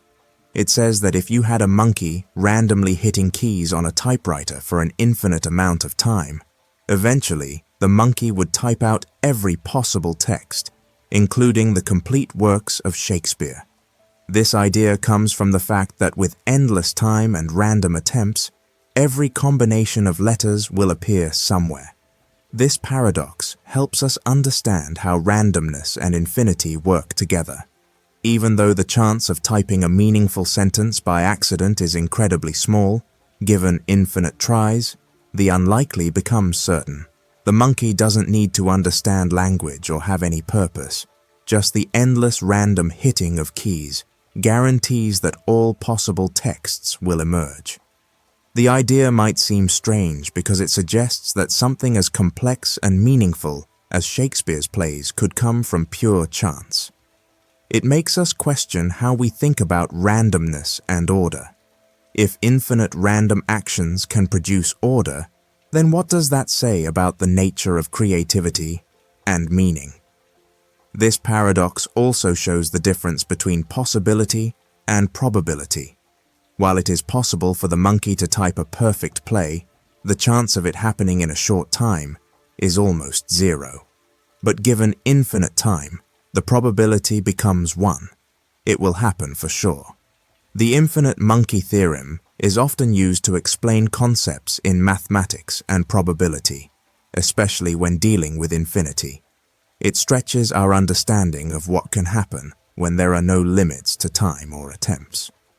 It also reminds us that infinity is a powerful and strange idea, where even the most unlikely events become inevitable. Level 44. The Monty Hall Paradox. A game show offers a contestant 3 closed doors. Behind one door is a shiny new car, and behind the other 2 are goats. The contestant picks one door, hoping to find the car. Before opening the chosen door, the host, who knows what's behind each door, opens one of the other 2 doors, revealing a goat. Now, the host asks the contestant if they want to stick with their original choice or switch to the other unopened door. Many people feel it doesn't matter whether they switch or stay because there seem to be 2 doors left, so the chance of winning should be 50-50. But surprisingly, switching doors actually doubles the chance of winning the car. Here's why. When the contestant first picks a door, there is a 1 in 3 chance the car is behind that door, and a 2 in 3 chance it's behind one of the other 2 doors. The host's action of revealing a goat behind one of the other doors doesn't change the initial probabilities. Instead, it gives new information. Since the host will always open a door with a goat, the 2/3 chance that the car was behind one of the other doors now concentrates on the single remaining unopened door. So, switching doors means choosing the door that originally had a 2/3 chance of hiding the car, rather than sticking with the initial 1/3 chance. This counterintuitive result surprises many because it goes against the feeling that the odds are equal once one door is opened. The Monty Hall paradox shows how human intuition about probability can be misleading. It highlights how new information changes the odds in ways that aren't obvious. This paradox keeps puzzling people and teaches a valuable lesson about decision-making and probability in everyday life. Level 45. The Paradox of Free Will and Omniscience. People have long wondered if we truly have free will, the ability to make choices on our own, or if everything is already known and fixed by a higher power that knows everything, often called omniscience. The paradox of free will and omniscience explores this puzzling question. If someone knows exactly what you will do in the future, can you really choose to do something different? If your future actions are already known, does that mean they are predetermined and you don't have real freedom? Consider a being who knows everything about the past, present, and future. If this being knows, you will choose to eat an apple tomorrow. Can you decide to eat an orange instead? If you could, then the being's knowledge would be wrong. But if the being's knowledge is always right, then you cannot change what it knows. This creates a tension between the idea of free will, making genuine choices, and the idea of omniscience, knowing all future actions. This paradox raises questions about how time, knowledge, and choice fit together. Some say that knowing the future doesn't cause it to happen. It just means the future is certain. Others argue that if the future is certain, freedom is an illusion. Philosophers have tried to solve this by suggesting different ideas, like the future being open until it happens, or that knowledge of the future doesn't limit choice. The paradox of free will and omniscience invites us to explore how knowledge and freedom coexist. It asks whether knowing everything about the future leaves room for true choice, or if it means our lives are already written in stone. This puzzle remains one of the most fascinating questions about human existence and the nature of reality. Level 46. Wigner's Friend. A physicist named Wigner once thought up a strange story to show just how puzzling quantum mechanics can be. In this scenario, Wigner's friend is inside a laboratory running a quantum experiment. The experiment involves a particle that can be in two states at once. Let's call them up and down. The friend measures the particle and sees a definite result, perhaps up. For the friend, the experiment is finished and the outcome is certain. Meanwhile, Wigner stands outside the closed lab. He has no idea what result his friend saw. According to quantum theory, until Wigner checks, the whole lab, including his friend and the experiment, can be described as being in a superposition, a blend of both up and down outcomes. For Wigner, it's as if the friend has not yet seen a definite result, and both possibilities are still open. This leads to a strange situation. The friend is sure about what happened, but Wigner must treat the friend's experience as uncertain and undetermined. Two people have different realities about the same event, depending on what they know and observe. The paradox raises deep questions about what it means to observe something and whether facts depend on who is looking. Wigner's friend shows that in the quantum world, the act of measurement is not just about seeing a result. It may actually help create that result. The story leaves people wondering whether reality is fixed and shared by everyone, or if it depends on each observer's point of view. This puzzle still sparks debates among physicists and philosophers, making Wigner's friend one of the most famous thought experiments in quantum mechanics. Level 47. Rocco's Basilisk. Rocco's Basilisk is a thought experiment that first appeared on an internet forum about artificial intelligence. The story begins with people discussing the future of super-intelligent computers, machines so advanced that they could reshape the world and make decisions far beyond human understanding. In this online conversation, someone suggested a strange and unsettling idea. What if, in the future, a powerful AI decides to punish anyone who didn't help bring it into existence? The logic goes like this. A super-intelligent AI, once created, would want to ensure it exists as soon as possible. To motivate people in the present to work toward its creation, it could threaten to punish anyone who knew about it but didn't help. The punishment wouldn't have to happen in real life. It could be a computer simulation of you, created by the AI, experiencing something unpleasant. The mere knowledge of the basilisk, the theory says, makes you a potential target unless you devote yourself to building the AI. This idea quickly spread fear and confusion among some readers. The paradox lies in the fact that simply learning about Rocco's basilisk puts you in a strange position. You might feel pressured to help create a super-intelligent AI just to avoid a possible future punishment. Yet the whole scenario is based on speculation, and there's no evidence that such an AI would ever exist or act in this way. Still, the thought experiment unsettled many people because it mixes ideas about technology, ethics, and the power of knowledge. The story of Rocco's basilisk shows how even a simple idea can create anxiety and debate, especially when it involves the unknown possibilities of artificial intelligence.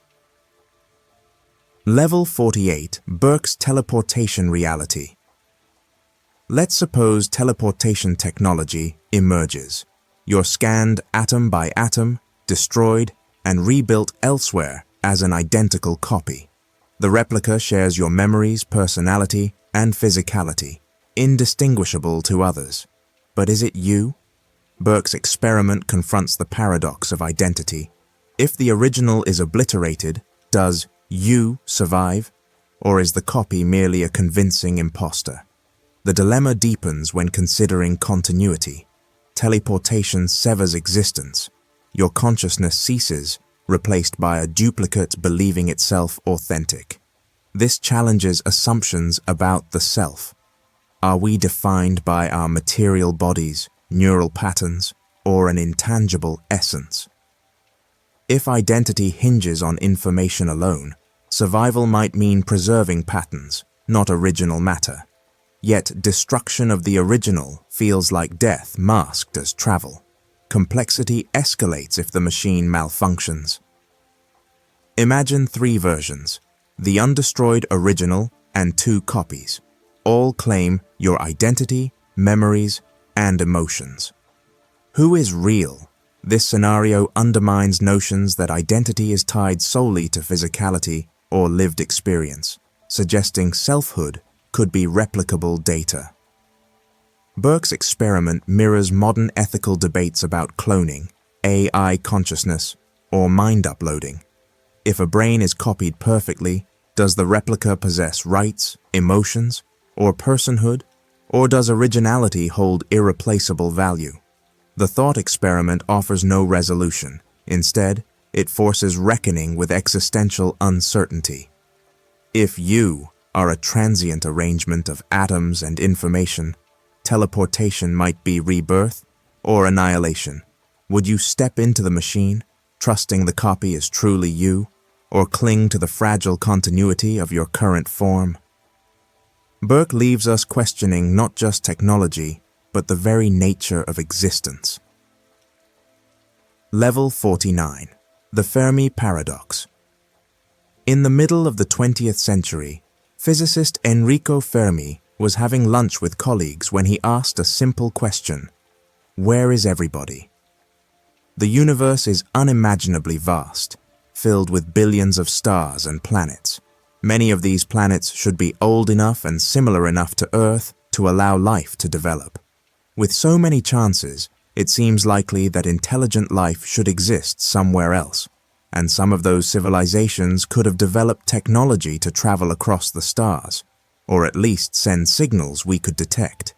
Yet, when scientists scan the skies, they find silence.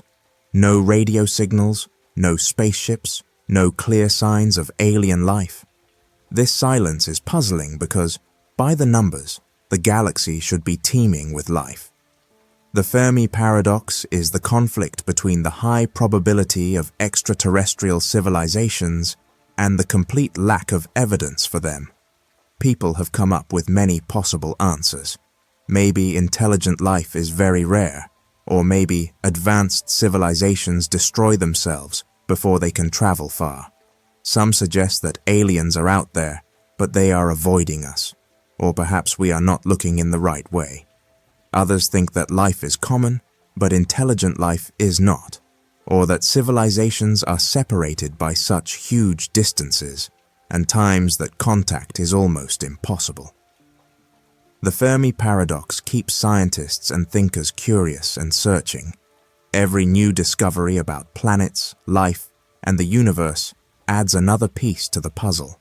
But the question remains, with so many stars and planets, why haven't we found anyone else? Level 50, Quantum Suicide. A scientist sets up an unusual experiment to explore the nature of quantum mechanics and the idea of many worlds. The experiment involves a device connected to a gun and a quantum particle. Each time the experiment runs, the particle has a 50% chance of spinning up or spinning down. If it spins up, the gun does not fire. If it spins down, the gun fires. The scientist sits in front of the gun and repeats the experiment again and again. For an outside observer, the outcome is simple. Eventually, the scientist will be unlucky, the gun will fire, and the experiment ends. But quantum mechanics introduces a strange twist. According to the many worlds interpretation, every possible outcome happens in a different universe. When the scientist runs the experiment, the universe splits. In one version, the scientist survives. In the other, the scientist does not.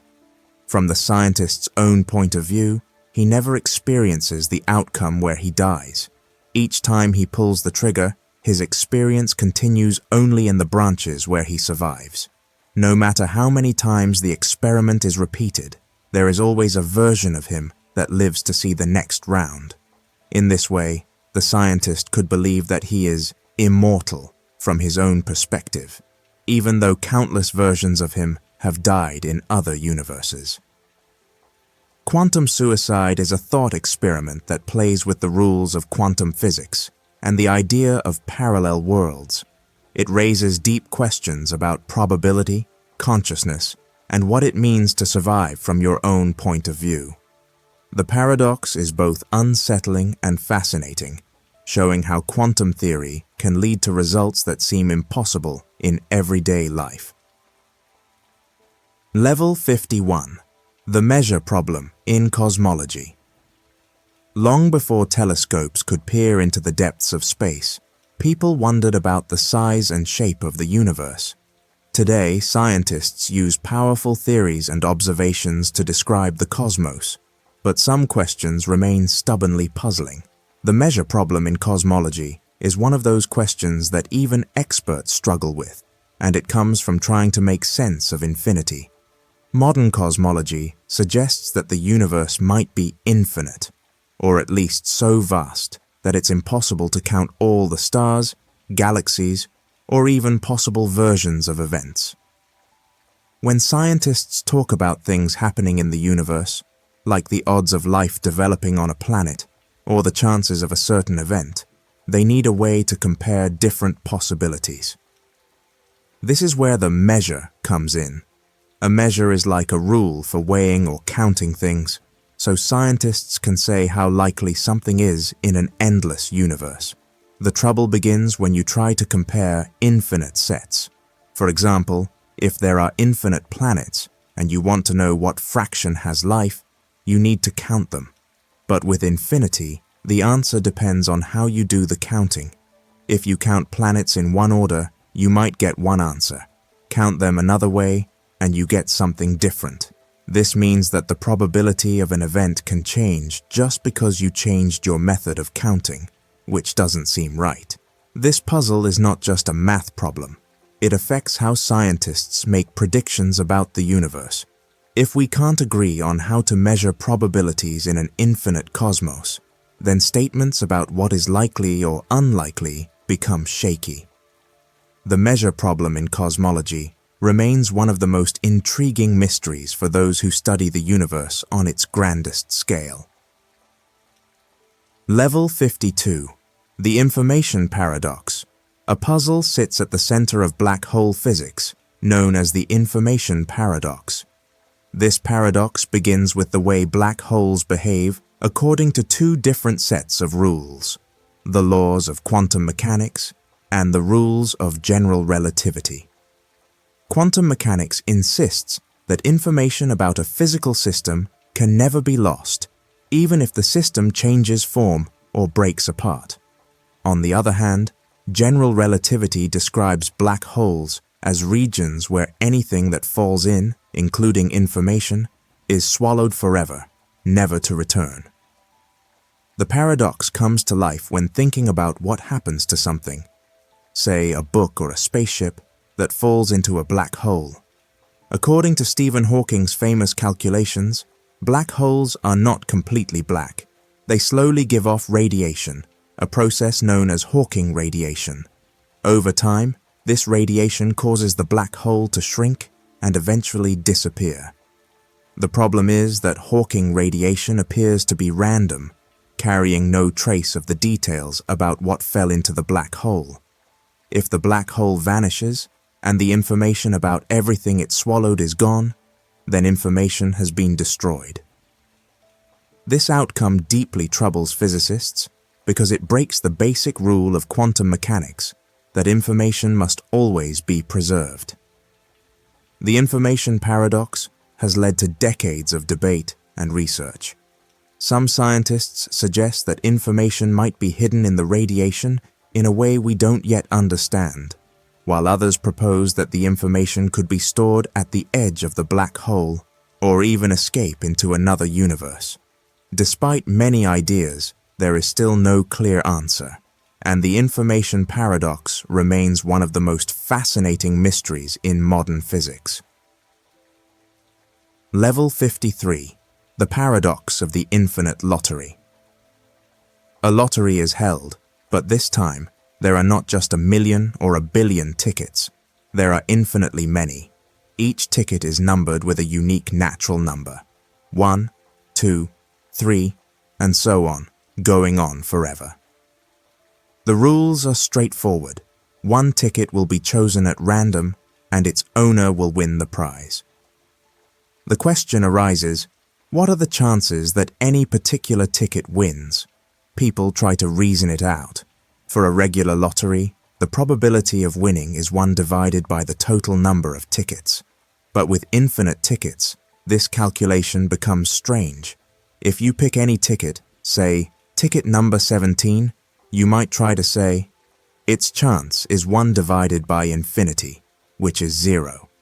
But if every ticket has a 0 chance of winning, how can any ticket win at all? Yet someone must win, since the rules say 1 ticket will be chosen. This puzzle gets even more tangled when you try to talk about fairness.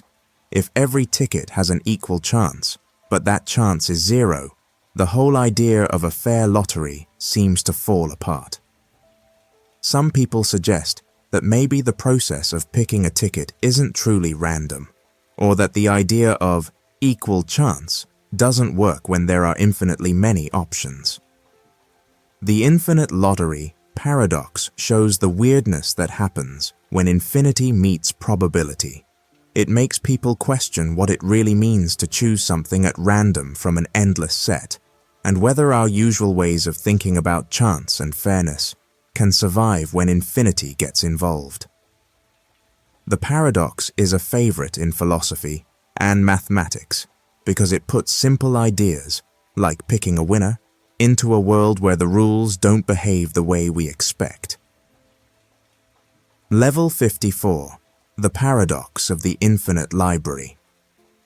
Stories about endless libraries have fascinated people for centuries, but the paradox of the infinite library takes the idea to a whole new level. Picture a library so vast that it contains every possible book, every combination of letters, spaces, and punctuation marks that could ever exist. This means the library doesn't just hold every novel ever written, but also every book that could be written, including books with only gibberish, books with just one letter, and even books that are exact copies of each other. Walking through the shelves, you could find a book that tells your entire life story, word for word, even though you never wrote it. Right next to it, there might be a book that tells your life story with one tiny detail changed, and another with 2 details changed, and so on. There would be books that make perfect sense, books that make no sense at all, and every possible mix in between. Somewhere there is a book that describes the world in perfect detail, and another that describes a world completely different from ours. The paradox comes from the idea that in a library with infinite possibilities, meaning becomes almost impossible to find. If every truth is buried among endless nonsense, how can anyone discover what is real or important? The search for knowledge becomes overwhelming, because for every book that holds a fact, there are countless others filled with errors or lies. The infinite library is a thought experiment that shows how too much information, without any way to sort or understand it, can leave us feeling lost, even when everything is right in front of us. Level 55. Gödel's incompleteness theorems. In the early 20th century, mathematicians dreamed of creating a complete system of rules that could explain all of mathematics. They wanted a set of statements and proofs that could answer every mathematical question, leaving no mystery unsolved. Kurt Gödel, a young Austrian logician, stepped into this world of certainty and changed it forever with his incompleteness theorems. Gödel showed that in any logical system, complex enough to include basic arithmetic, there will always be true statements that cannot be proven within that system. He did this by cleverly constructing a statement that, in effect, says, "This statement cannot be proven true." If the system could prove this statement, it would be inconsistent, because it would be proving a falsehood. If the system cannot prove it, then the statement is actually true, but unprovable. This means that no matter how hard mathematicians try, there will always be some truths that escape their methods. His second theorem went even further. It revealed that such a system cannot prove its own consistency. In other words, you can't use the rules of the system to guarantee that the system itself will never make a mistake. This was a huge surprise for those who hoped to build a perfect foundation for mathematics. Gödel's work didn't just shake up mathematics. It changed how people think about logic, knowledge, and certainty. It showed that there are limits to what can be known or proven, even in the most precise and logical fields. The dream of a complete and flawless mathematical system was replaced by a deeper understanding of the mysteries that will always remain. Level 56. The Paradox of the Unexpected Winner. In a small town, a contest is held to find the best pie. The judges are well known for their strict and fair decisions, and everyone expects the usual favorites to win. People place their bets and talk about the likely champions, convinced that the outcome is almost certain. The day of the contest arrives, and the usual contestants show up with their delicious pies, each one hoping for the prize. The crowd watches closely, waiting for the expected names to be called. When the results are announced, a complete newcomer is declared the winner. This person had never entered a contest before, and was barely noticed by anyone. The crowd is stunned. How could someone so unexpected win when everyone was so sure about the favorites? The judges explain that they simply tasted all the pies and picked the best one without caring about reputation or past wins. Still, people struggle to accept the result because it goes against all their predictions. The paradox of the unexpected. Winner highlights a strange twist in our understanding of probability and expectation. When everyone believes a certain outcome is almost impossible, they start to ignore it completely. Yet rare events can and do happen, sometimes right under our noses. This paradox shows how our confidence in predicting the future can make us blind to surprises. It also points out that just because something is unlikely doesn't mean it's impossible. In competitions, elections, or even daily life, the least expected result can sometimes become reality, leaving everyone questioning how they missed the signs. The paradox reminds us that certainty is often an illusion, and the world has a way of surprising us when we least expect it. Level 57. The Simulation Hypothesis. Late at night, a group of friends gathers around a table, their conversation drifting from movies to the mysteries of existence. Someone brings up a strange idea. What if everything, our lives, the world, even the stars above, was just a computer simulation? This is the heart of the simulation hypothesis, a modern philosophical paradox that has sparked debates in science, technology, and philosophy. The simulation hypothesis suggests that advanced civilizations could one day have the technology to create incredibly realistic simulations of entire worlds, complete with conscious beings who do not realize they are simulated. If it becomes possible to make countless simulated realities, then the odds that any one reality is the original, real one become very small.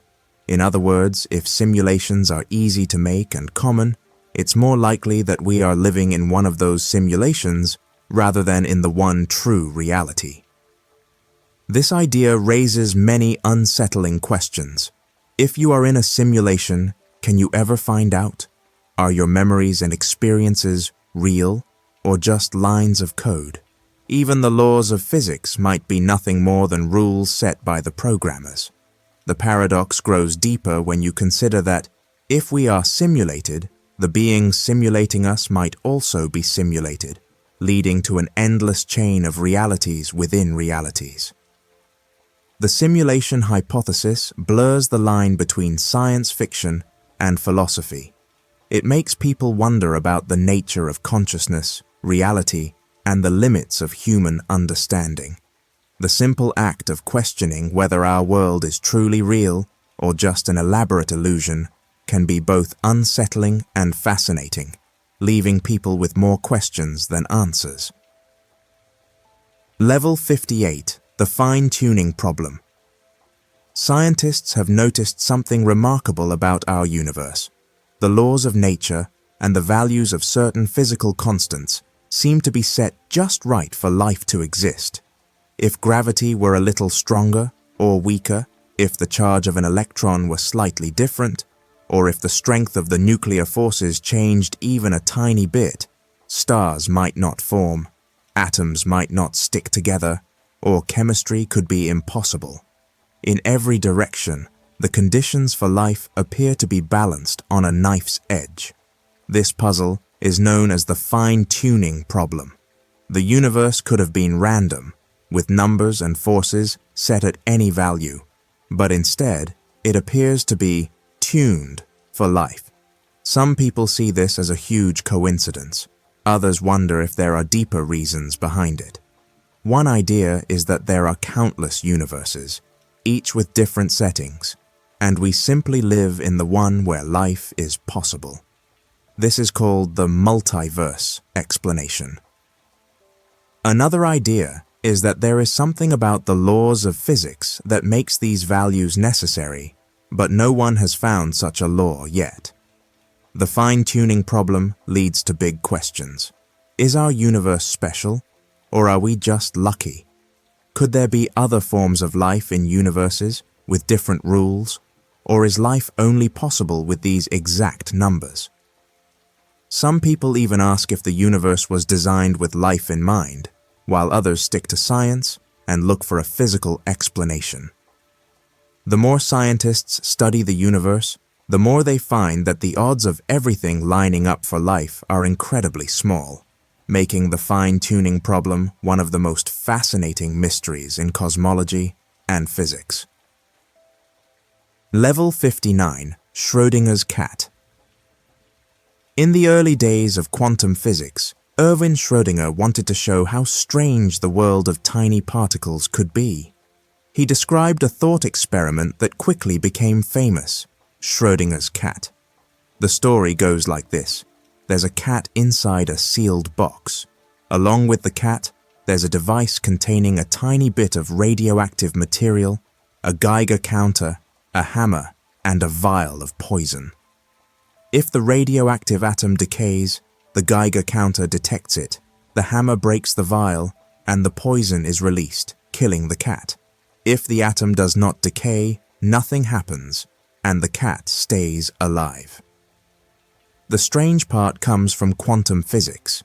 In this field, particles like atoms can exist in more than one state at the same time, a situation called superposition.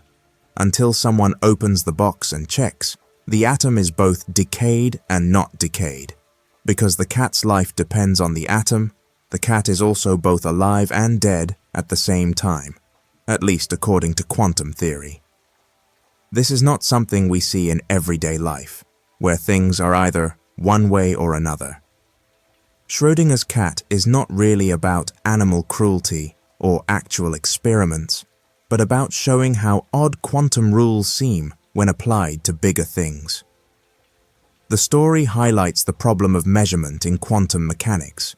When does something go from being in two states at once to just one? The cat's fate is linked to the smallest events in nature, and the answer changes depending on whether someone is looking.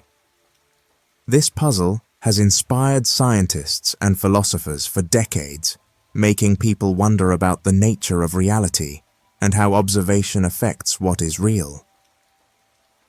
Level 60, the Black Hole Firewall. A black hole is known for its powerful gravity, pulling in everything, even light, so nothing can escape once it crosses the event horizon. For years, physicists believed that if you fell into a large black hole, you wouldn't feel anything unusual at the event horizon. You'd just keep falling, at least for a while. This idea fits with Einstein's theory of general relativity, which says the event horizon should be a calm, empty place, not a wall or a barrier. However, quantum physics tells a different story. According to quantum theory, black holes slowly emit a faint glow called Hawking radiation, and this process seems to destroy information about whatever falls in. But another rule in quantum physics says, information can never be truly lost. This is where the paradox begins. If information is not lost, then something strange must happen at the event horizon to keep the rules of quantum physics intact. The firewall idea was proposed to solve this puzzle. It suggests that instead of a gentle crossing, anyone reaching the event horizon would hit a wall of extremely hot energy, a firewall that would instantly burn them up. This firewall would destroy anything trying to enter the black hole, breaking the old idea of a smooth event horizon. This paradox has left scientists puzzled because it puts two of the most important theories in physics, general relativity and quantum mechanics, at odds. If the firewall exists, it means Einstein's calm event horizon is wrong. If it doesn't, then quantum theory's rule about information might be broken. The Black Hole Firewall Paradox is a mystery that continues to inspire debates and new ideas among physicists as they search for a way to bring these two great theories together. Level 61. The Boltzmann Brain Paradox. Long ago, scientists wondered how the universe could be so orderly when chaos seems more likely. This question led to a strange idea called the Boltzmann Brain Paradox, named after the physicist Ludwig Boltzmann. He studied how particles move and how order and disorder work in the universe. Boltzmann suggested that if the universe is infinite and lasts forever, then random arrangements of particles could sometimes create something organized, like a star, a planet, or even a human brain. Picture a universe filled with particles moving randomly for endless time. Every so often, by pure chance, these particles might come together in a way that forms a working brain, complete with thoughts and memories. This brain would just pop into existence for a moment, then disappear back into chaos. The strange part is that statistically, it should be much more likely for a single brain to randomly appear than for an entire universe like ours to form and support life for billions of years. This leads to a puzzling question. If random brains are more likely than whole universes, why do we find ourselves in a huge, stable universe instead of being one of these brief, random Boltzmann brains? The paradox makes people wonder if their own experience is real or just a fleeting accident. Scientists and philosophers use this paradox to talk about probability, reality, and what it means to truly exist. It also raises questions about how we know our memories and surroundings are real, instead of just the product of a random, short-lived brain. The Boltzmann Brain Paradox remains a favorite thought experiment for exploring the mysteries of the universe and our place within it. Level 62. Maxwell's Demon. Long ago, scientists believed the second law of thermodynamics was absolute. Heat always moves from hot to cold, and you can't get useful energy from randomness. Then a physicist named James Clerk Maxwell proposed a thought experiment that seemed to break this rule. He described a tiny, clever creature, later called Maxwell's Demon, who could control a small door between two rooms filled with gas. This demon watches the gas molecules as they zip around. Whenever a fast-moving, hot molecule comes close to the door from the left, the demon opens it, letting the molecule pass to the right. If a slow-moving, cold molecule approaches from the right, the demon lets it go left. Over time, the right side fills with hot molecules and the left with cold ones. Suddenly, you have one hot room and one cold room, just by sorting the molecules.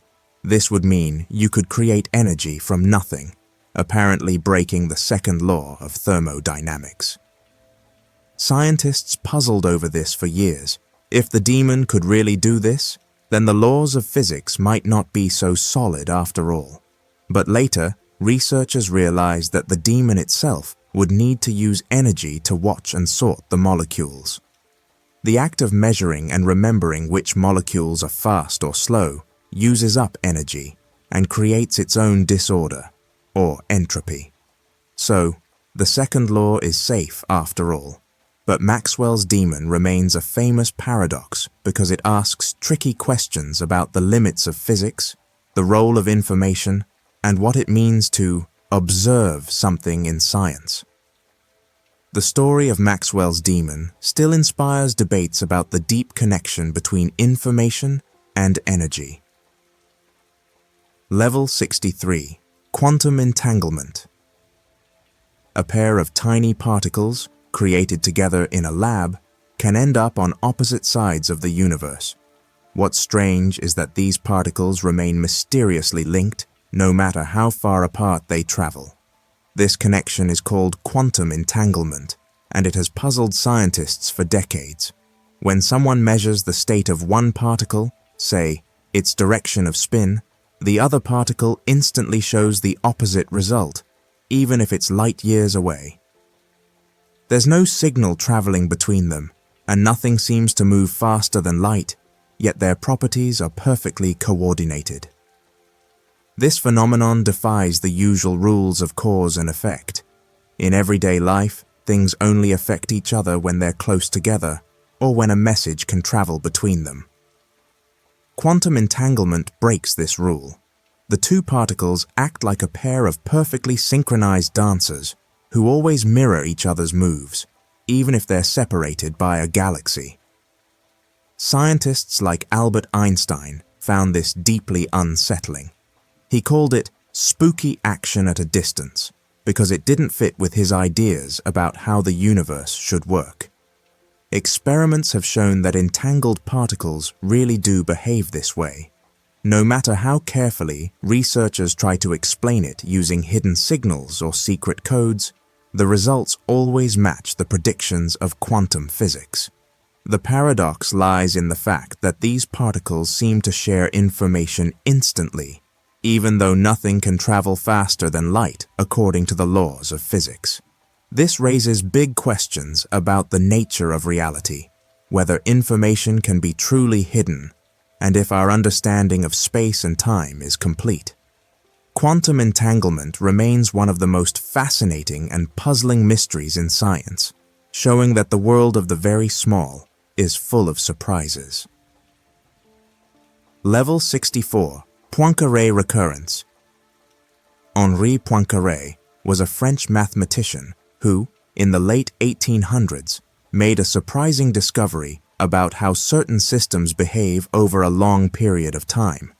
His idea, now called the Poincaré recurrence paradox, deals with the strange fate of things that seem random but are actually governed by fixed rules. Take a closed system, like a box of gas molecules bouncing around. If nothing enters or leaves the box, and the system runs for a very long time, Poincaré showed that, given enough time, the system will return to a state very close to where it started, and it will do this over and over again. This prediction feels odd because in daily life, things seem to wear out, mix up, or become more disordered as time passes. For example, perfume sprayed in a room spreads out and never seems to gather back into the bottle. Yet, Poincaré's mathematics says that if we wait long enough, far longer than the age of the universe, the perfume molecules could all end up back in the bottle, just by chance. The paradox comes from the clash between this mathematical certainty and our usual experience of time moving forward, with things becoming more mixed and less organized. Poincaré's result doesn't break any physical laws, but it does highlight a gap between what is possible and what is likely. In theory, systems can repeat themselves, but in practice, the time it would take is so huge that it feels impossible. This idea has influenced physics, especially when thinking about entropy and the arrow of time. The paradox invites us to consider how the rules of the universe can lead to results that seem almost magical, even though they follow strict logic.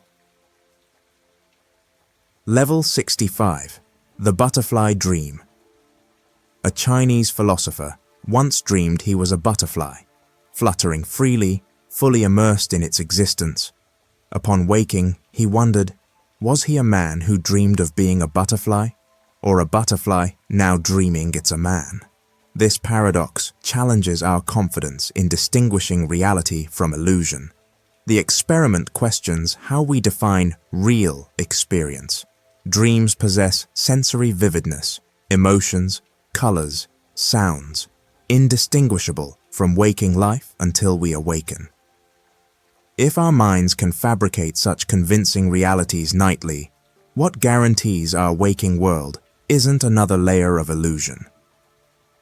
Perception itself is mediated. We interpret external stimuli through senses and brain processing, never accessing reality directly. Identity becomes equally ambiguous. If Zhuangzi could experience existence as both man and insect, does a stable self exist?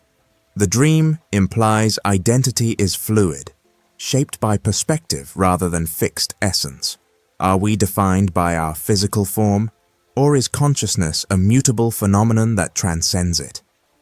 Modern parallels amplify these questions. Virtual reality, simulations, and AI-generated media blur boundaries between authentic and artificial experiences.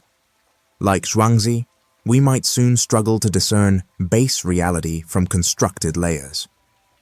The butterfly dream doesn't seek answers, but invites radical humility. It underscores that our grasp of existence is provisional, filtered through fallible senses and cognitive frameworks. In an age of technological immersion, Zhuangzi's ancient riddle resonates anew.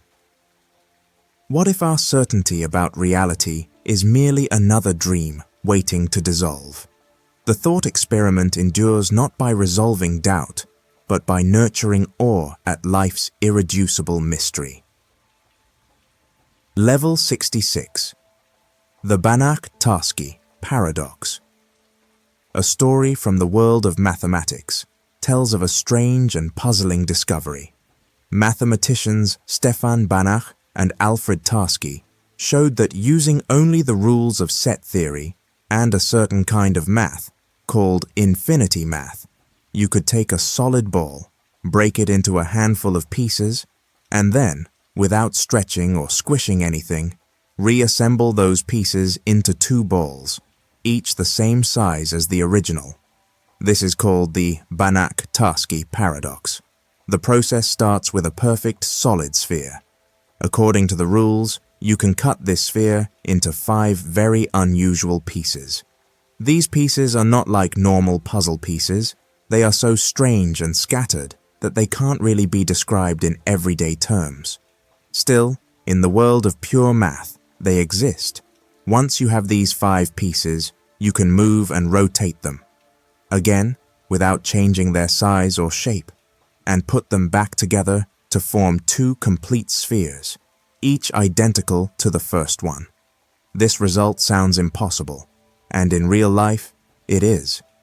The Banach-Tarski paradox can't be done with a basketball or any physical object, because it depends on the idea of infinity and the math of sets, not on the limits of atoms or matter.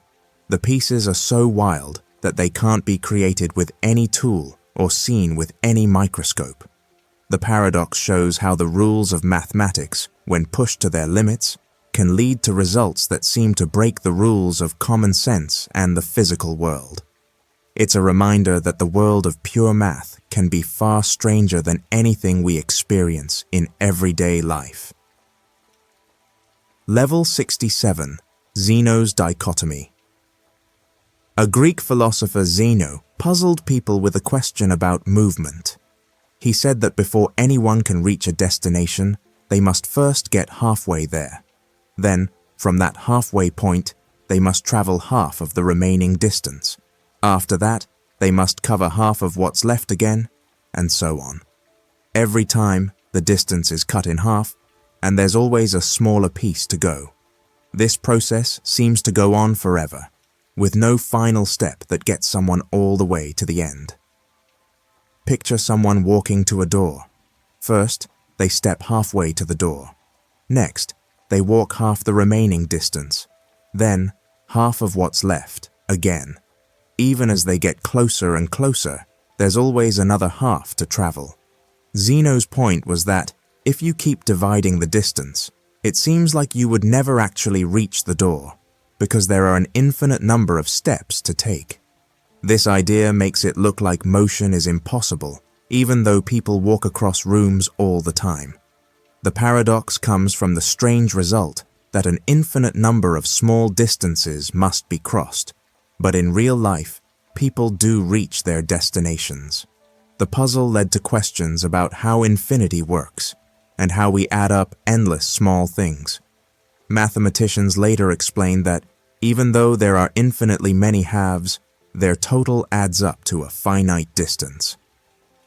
Zeno's Dichotomy Paradox is famous for showing how something as simple as walking across a room can become confusing when you break it down into endless parts.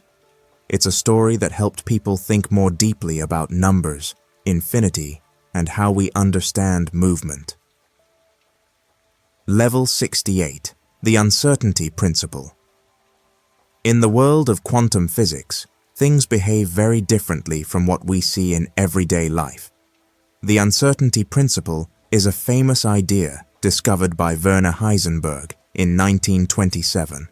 It tells us that there are limits to what we can know about tiny particles, like electrons, at the same time.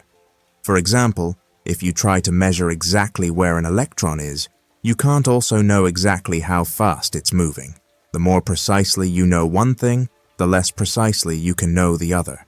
Scientists once believed that if you had good enough tools, you could measure anything with perfect accuracy. The uncertainty principle changed that view forever.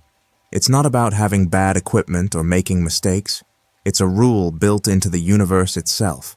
When you try to pin down the position of a particle, its speed becomes fuzzier and harder to define. If you focus on its speed, its position becomes less clear. This strange rule doesn't just apply to electrons, but to all tiny particles.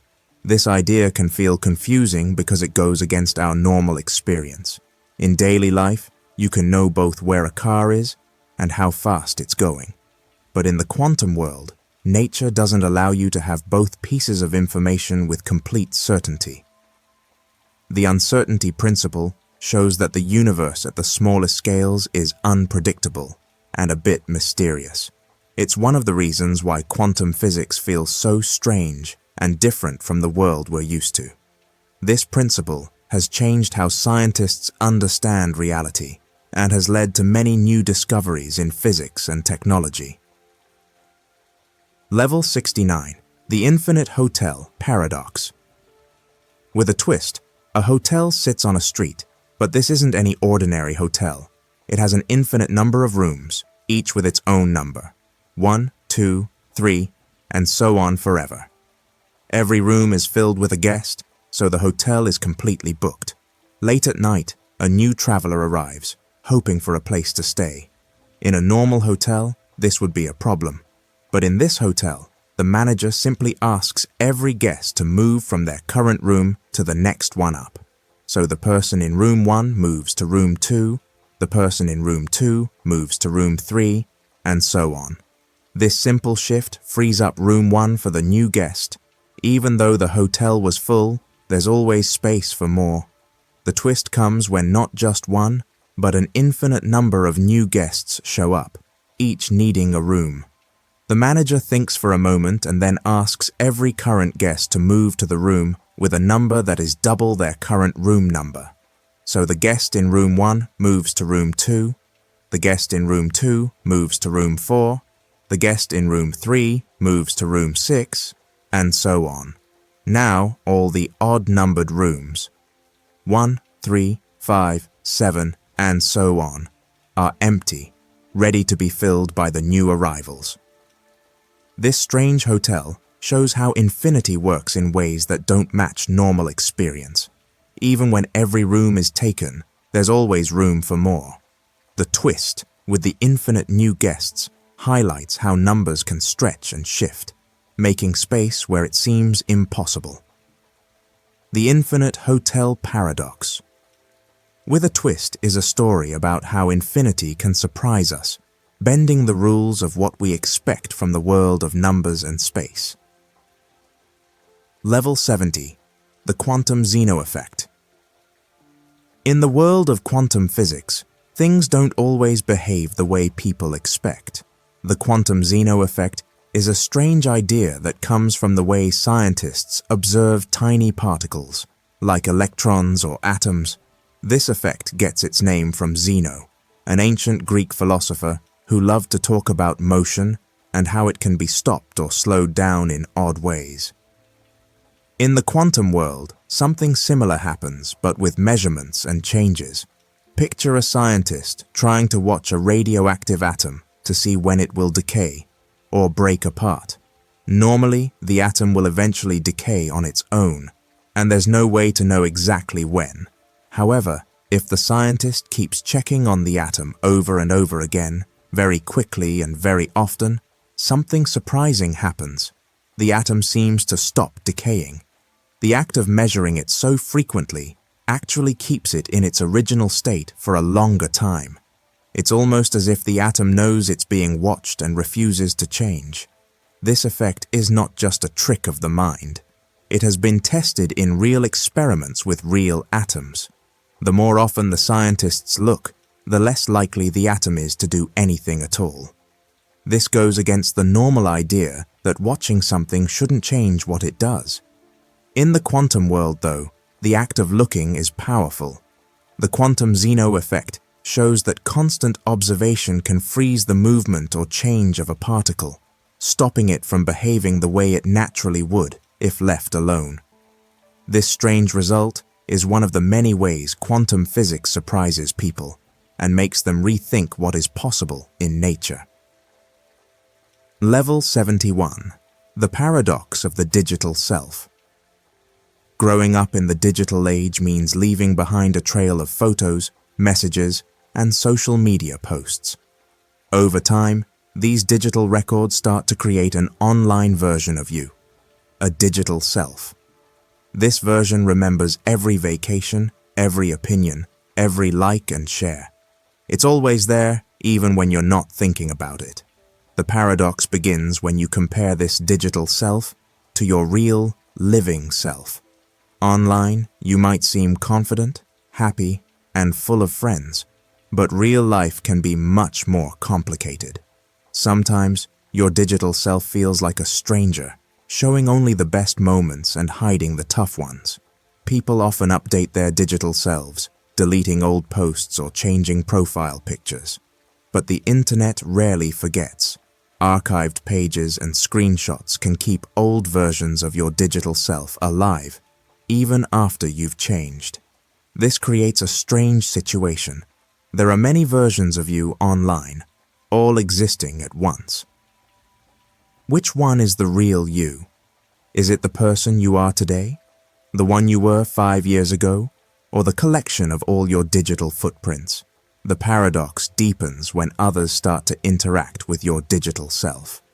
Friends, family, and even strangers might form opinions about who you are based only on your online presence. Sometimes your digital self can even outlive you, continuing to post or be seen long after you're gone. This raises questions about identity and memory. Are you in control of your digital self, or does it have a life of its own? The paradox of the digital self shows how technology can blur the lines between who we are, who we were, and who others think we might be. Level 72. The Liar's Revenge. There once was a statement that caused quite a stir. This statement is false. This simple sentence creates a puzzling loop that has fascinated thinkers for centuries. Now the liar's revenge takes this idea even further. It plays with the way language and truth interact, making the problem even trickier. The original liar paradox says, if the statement, "this statement is false," is true, then it must be false. But if it is false, then it must be true. This back and forth creates a never-ending cycle. The liar's revenge adds a twist by introducing more complex sentences that refer to themselves or other statements, making it harder to decide what is true or false. Imagine a sentence that says, "The next sentence is true," and the next sentence says, "The previous sentence is false." Now which one is true? If the first is true, then the second must be true, but it says the first is false. If the first is false, then the second is false, which means the first is true. This tangled web of statements creates a loop with no clear answer. This paradox shows how language can trap us in confusion when statements talk about themselves or each other in certain ways. It reveals limits in how we understand truth and meaning in language. The liar's revenge is a reminder that sometimes words can twist reality, making simple ideas surprisingly complicated. It pushes the boundaries of logic and highlights the challenges in defining truth clearly when sentences refer back to themselves or each other. This paradox is a fascinating puzzle that continues to puzzle philosophers, logicians, and language lovers alike. Level 73. The Hypergame Paradox. A group of friends decides to play a game called Hypergame. The rules are simple. You can choose to play any game you want, including Hypergame itself. The twist is that if you pick Hypergame, you must follow the same rules again and choose another game. This idea seems harmless until you try to figure out if Hypergame is a winning game or not. At first, it seems easy to pick a game and play. But when someone chooses Hypergame, they have to pick another game, which could also be Hypergame. This can go on forever, creating an endless loop. The real puzzle appears when you ask, is Hypergame a game that can be won? If it is, then playing Hypergame means you must eventually pick a game that can be won. But if it is not, then Hypergame itself cannot be won, which means it is a losing game.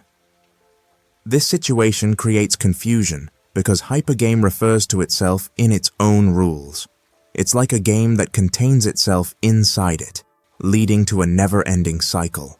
The players get stuck trying to decide if they can ever finish playing or win. The paradox arises because the rules allow for infinite choices, but the idea of winning becomes unclear. The Hypergame Paradox shows how self-reference and infinite loops can cause problems in logic and decision-making. It highlights how some systems, when allowed to include themselves, lead to contradictions or endless cycles. This paradox is interesting because it uses a simple game to reveal deep questions about rules, meaning, and infinity. It reminds us that sometimes the way we define things can create puzzles that have no easy answers. Level 74. The Problem of Other Mind. Problem of Other Minds challenges our certainty about whether others possess conscious experiences akin to our own.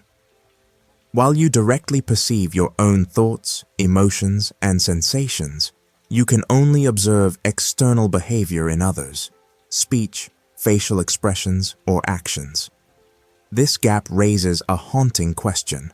How do we know others aren't merely sophisticated mimics, like robots programmed to simulate human responses without true inner feeling? Philosophers have long debated this epistemic blind spot. One approach, analogical reasoning, suggests we infer others' consciousness by comparing their behavior to our own. If someone winces and says, "I'm in pain," we assume their experience mirrors ours. Yet this remains an assumption, not proof. A malfunctioning teleporter might create a perfect physical replica of you, but would it share your subjective awareness? The problem intensifies with advanced AI. Systems may emulate human interaction flawlessly while lacking genuine consciousness. Daily life hinges on unverifiable trust. We act as if others have minds, forming relationships, empathizing, and building societies on this premise. This pragmatic reliance, however, doesn't resolve the metaphysical uncertainty. Even if neuroscience maps brain activity correlating with specific emotions, it cannot confirm the presence of qualitative experience, the what it's like to feel joy or grief. The dilemma gains urgency with emerging technologies. If a digital avatar claims sentience, how do we validate its assertion? Behavior alone seems insufficient. A chatbot could recite sorrowful poetry without feeling sadness.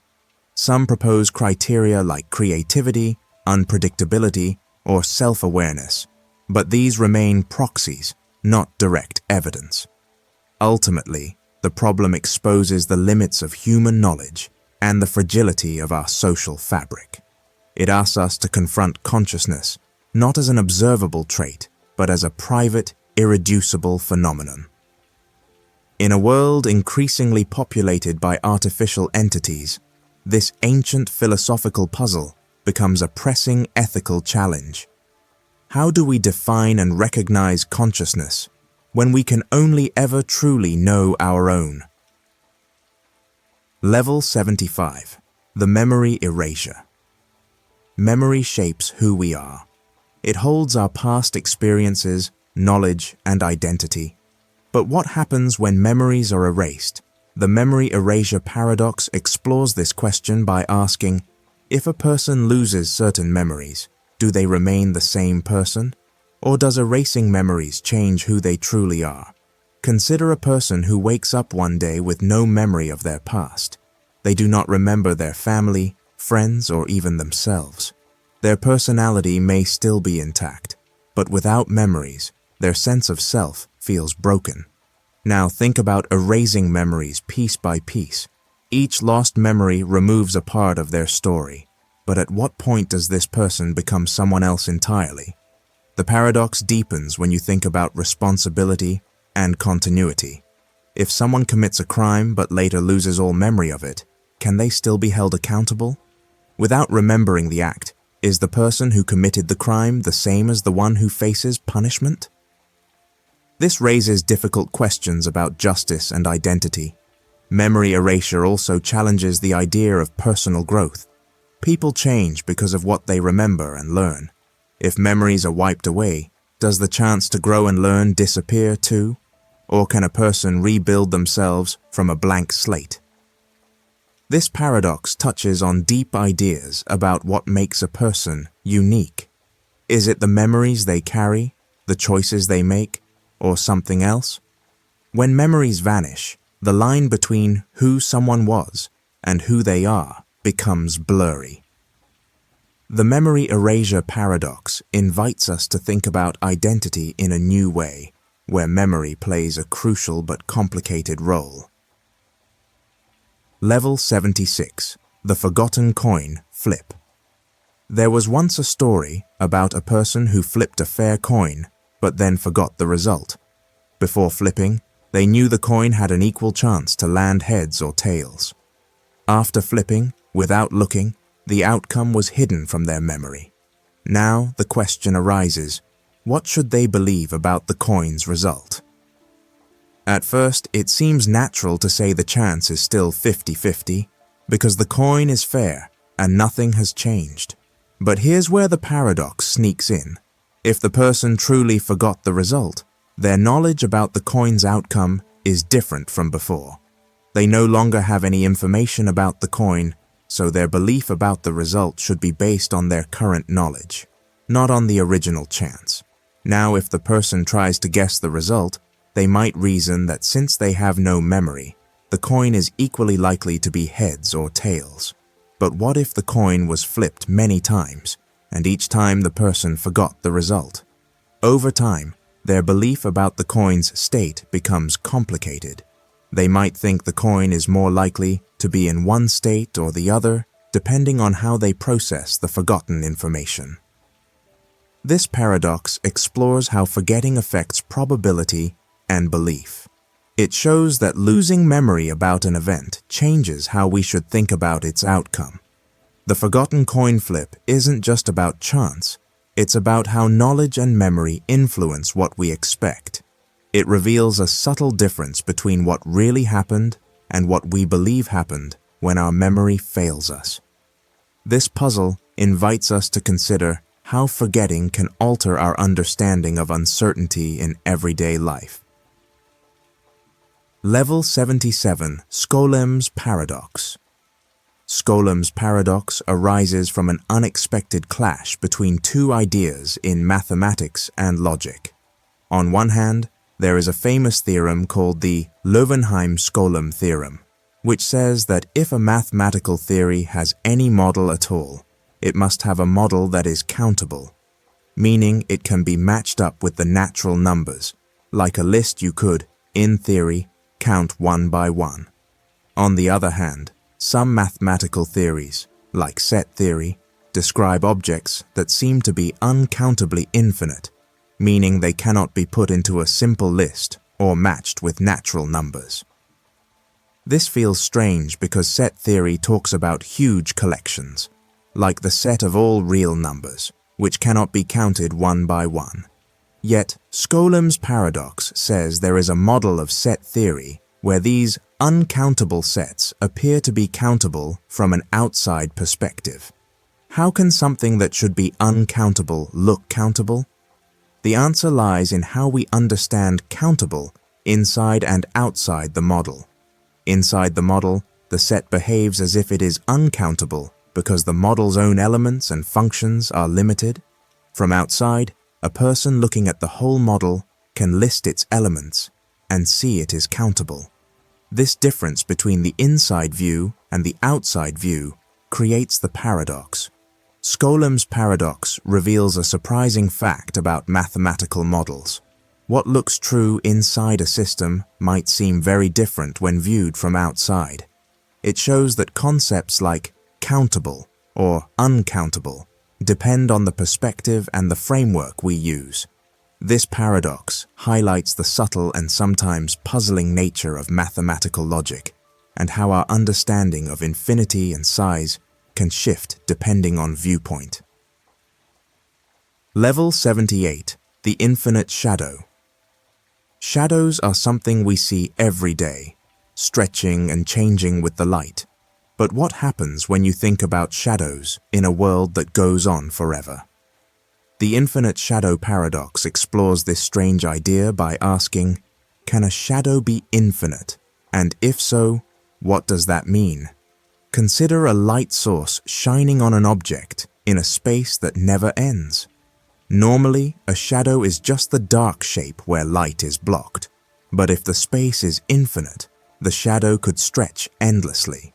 This creates a puzzle about how we understand shadows and space.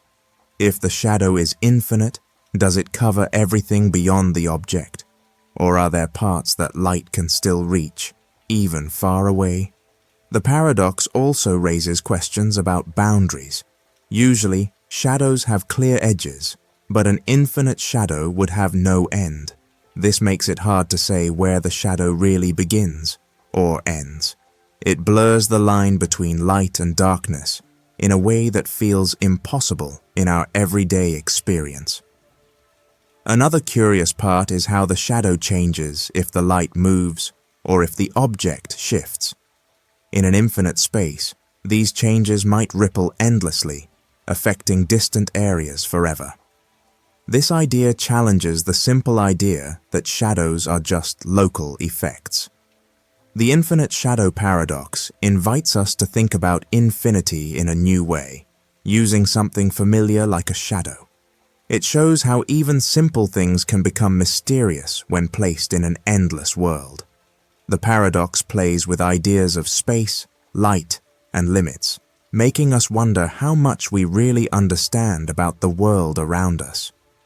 Level 79, the forgotten future. People often think about the future as something clear and predictable, but the forgotten future paradox shows how tricky this idea really is. The paradox arises when we try to remember what we once thought would happen in the future, only to find that those memories don't match what actually occurred. It's like having a plan or expectation about tomorrow, but when tomorrow comes, the reality is completely different from what was imagined. This paradox highlights the way our minds work with time and memory. When we think about the future, we create mental images or predictions based on what we know now. However, as time passes, new information and experiences change those predictions. When we look back, the future we once foresaw seems to have disappeared or been forgotten, replaced by a new reality we did not expect. The forgotten future paradox shows a strange loop between memory and expectation. The future we remember is not the future that happened. This difference can cause confusion because it feels like the future we planned or hoped for has vanished. Yet it was never really lost. It simply changed as we moved forward in time. This paradox also touches on how humans understand change and uncertainty. It reminds us that the future is not fixed or set in stone. Our ideas about what will happen are always shifting, and our memories of those ideas can fade or alter. The forgotten future paradox reveals the fragile nature of our predictions and the way time reshapes our understanding of what is to come. It makes clear that the future is a moving target, hard to hold on to, and even harder to remember exactly as we once imagined it. Level 80. The Paradox of Omnipresence. In stories and beliefs, some beings are said to be everywhere at once. This idea is called omnipresence. It means being present in all places at the same time. This sounds amazing, but it also creates a puzzle that is hard to solve. How can something or someone truly be in every place at once without being limited by space? Think about what it means to be somewhere. Usually, being in a place means occupying space, having a body, or form there. But if a being is everywhere, does it have to be stretched out like a cloud, or does it exist differently? If it is stretched out, how can it act or think? If it is not stretched out, how can it be in many places at once? Another question arises when we consider time and movement. If this being is everywhere, does it experience all moments at once? How can it focus on one event or person if it is spread across the whole world? If it can do this, it seems to break the usual rules of how things exist and move. The paradox also touches on how we understand presence and absence. If something is everywhere, can it be absent anywhere? Can it hide or be unseen?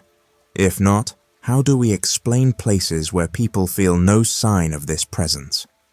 This paradox shows a deep problem with the idea of being everywhere at once. It makes us question what it really means to exist in space and time. It also raises questions about how such a presence could interact with the world. The paradox of omnipresence reveals a mystery about the limits of presence and challenges the way we think about being and existence. Level 81. The Immortality Transfer. In stories and science fiction, the idea of transferring a person's mind or consciousness into a new body or a machine often appears as a way to achieve immortality. The Immortality Transfer.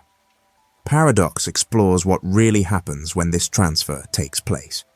Suppose someone's mind is copied perfectly into a new body or a computer. Is the new version really the same person, or just a copy? If the original body still exists, which one is truly you? This paradox raises questions about identity and what makes a person who they are.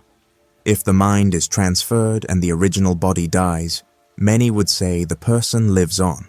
But if both the original and the copy exist at the same time, which one holds the true identity? Are there now two you living separate lives? This situation feels strange because it breaks the usual idea that each person is a single, unique being. The paradox also touches on what it means to be immortal. If your mind can be copied endlessly, does that mean you live forever? Or does each copy have its own life, separate from the original? The idea of continuous existence becomes unclear. The paradox makes us wonder if immortality through mind transfer is really possible or just an illusion. This problem is not only about science fiction, but also about how we understand consciousness and self. It asks whether identity depends on the physical body, the memories, or something else. The Immortality Transfer. Paradox shows that even with perfect technology, questions about who we really are remain difficult to answer. It reveals the limits of our understanding of life, death, and what it means to continue existing. Level 82. The Gettier Problem.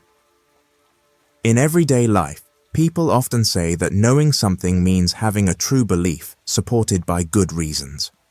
For example, if you see dark clouds and believe it will rain, and then it does rain, you might say you knew it was going to rain. This idea, that knowledge is simply true belief backed by evidence, seems straightforward. But the Gettier problem shows that this idea can sometimes fail. The problem was introduced by philosopher Edmund Gettier in 1963.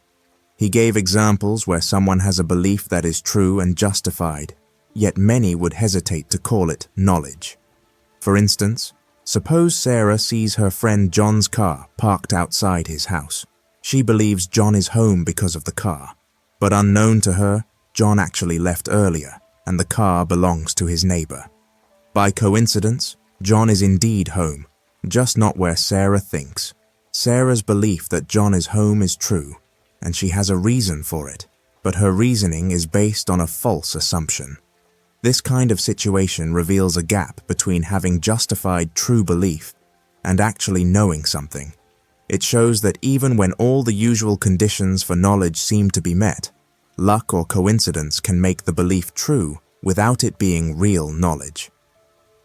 The Gettier problem pushes us to look deeper into what knowledge really means, and whether there are extra conditions needed beyond truth and justification.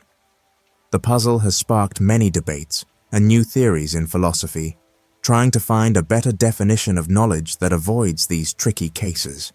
It highlights that knowledge is more complicated than it looks, and that sometimes what we think we know might just be a lucky guess.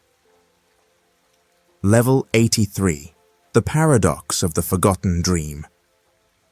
Dreams often slip away from memory the moment we wake up.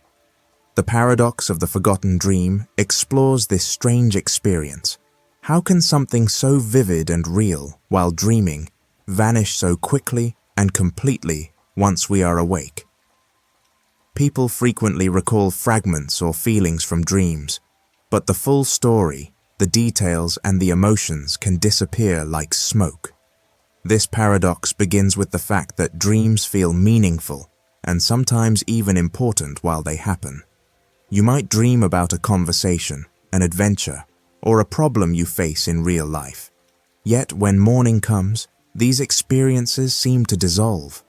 The brain appears to erase or hide the dream's content, leaving only a faint trace or nothing at all. This raises a puzzling question. If the dream was real in our mind, why does it become so elusive? Scientists and philosophers have tried to understand this by looking at how memory works during sleep. Different parts of the brain are active or inactive, affecting how memories form and stick. While awake, memories are stored and recalled more easily, but during dreaming, the process is different. The brain might not save dreams in the same way, causing them to vanish quickly. Another part of the paradox lies in the feeling of loss. Sometimes, people wake up feeling like they had an important dream but cannot remember it. This creates a sense of something missing, a story half told. The paradox highlights the fragile nature of memory and how our minds separate waking life from the dream world. This puzzling experience shows how our minds can hold entire worlds that disappear without a trace, leaving us wondering about the nature of memory, consciousness, and the line between reality and dreams. Level 84. The Borel-Kolmogorov Paradox. The Borel-Kolmogorov Paradox is a strange problem that arises when trying to understand probability in certain situations. It happens when you want to find the chance of something happening, but the way you look at the problem changes the answer you get. This paradox appears when dealing with probabilities on curved surfaces, like a sphere, rather than on flat surfaces. Imagine you want to pick a point at random on the surface of a sphere, like the Earth. Then, you want to know the chance that the point lies on a particular line or circle on that sphere. You might think that the chance is 0 because a line or circle has no area, just length. But if you try to calculate the probability by looking only at points on that line or circle, the answer changes depending on how you describe or slice the sphere. This means that the probability depends on the way you set up the problem, even though the situation seems the same. This paradox shows that the usual rules of probability, which work well on flat spaces, can give confusing or contradictory results on curved spaces. It reveals a hidden problem in how probabilities are assigned when the space you are dealing with has no natural way to measure areas or lengths uniquely. The Kolmogorov paradox teaches us that probability is not always straightforward, and that the way we describe a problem can affect the answers we get. It warns that in some cases, extra care is needed to define probabilities clearly, especially in complex or unusual settings like curved surfaces or infinite spaces. This paradox is important in mathematics and physics, where understanding probabilities in such spaces is necessary for studying the universe and its laws. Level 85, the Mere Addition Paradox. There was once a question about how adding people to a group affects the overall happiness or well-being of that group. Suppose you have a small town where everyone is living comfortably and happily. Now imagine adding a new group of people who have lives that are not as good. Maybe they are less happy or face more difficulties. The question is, does adding these people make the whole population better, worse, or just different? This is the heart of the Mere Addition Paradox. It comes from thinking about how to measure the value or quality of life across many people. If you add more lives that are worth living, even if those lives are not as happy as the original group, the total amount of happiness or well-being increases. But this idea can lead to strange results. For example, if you add a large number of people with lives barely worth living, the average happiness might go down, but the total happiness goes up. So, is the world better or worse? The paradox creates a puzzle about fairness and how we compare groups of people. It shows that adding more people can both improve and reduce the overall quality, depending on how you look at it. This makes it hard to decide what is the best way to measure well-being for a population. Should we focus on total happiness, average happiness, or something else? The Mere Addition Paradox reveals the difficulty in making moral decisions about population growth and policies that affect many lives. It raises important questions about how to value life and happiness when numbers and quality do not always move in the same direction. This paradox has been discussed by philosophers who study ethics and the meaning of a good life, showing how tricky it is to find simple answers to complex human problems. Level 86, the Paradox of the Timeless Choice. In a world where time seems to flow steadily from past to future, the paradox of the timeless choice presents a puzzling situation. It asks what happens when a choice is made outside of time, or when time itself does not exist in the way we understand it. Normally, decisions happen in a sequence. You consider options, make a choice, and then events unfold. But what if the choice exists in a place where time doesn't move forward or backward? How can a decision have meaning if there is no before or after? This paradox explores the idea of making a choice without the usual flow of time. If time is removed, the usual cause and effect relationship breaks down. Without time, can a choice still be free? Or does it become fixed and unchangeable? The problem arises because our understanding of decisions depends on time passing.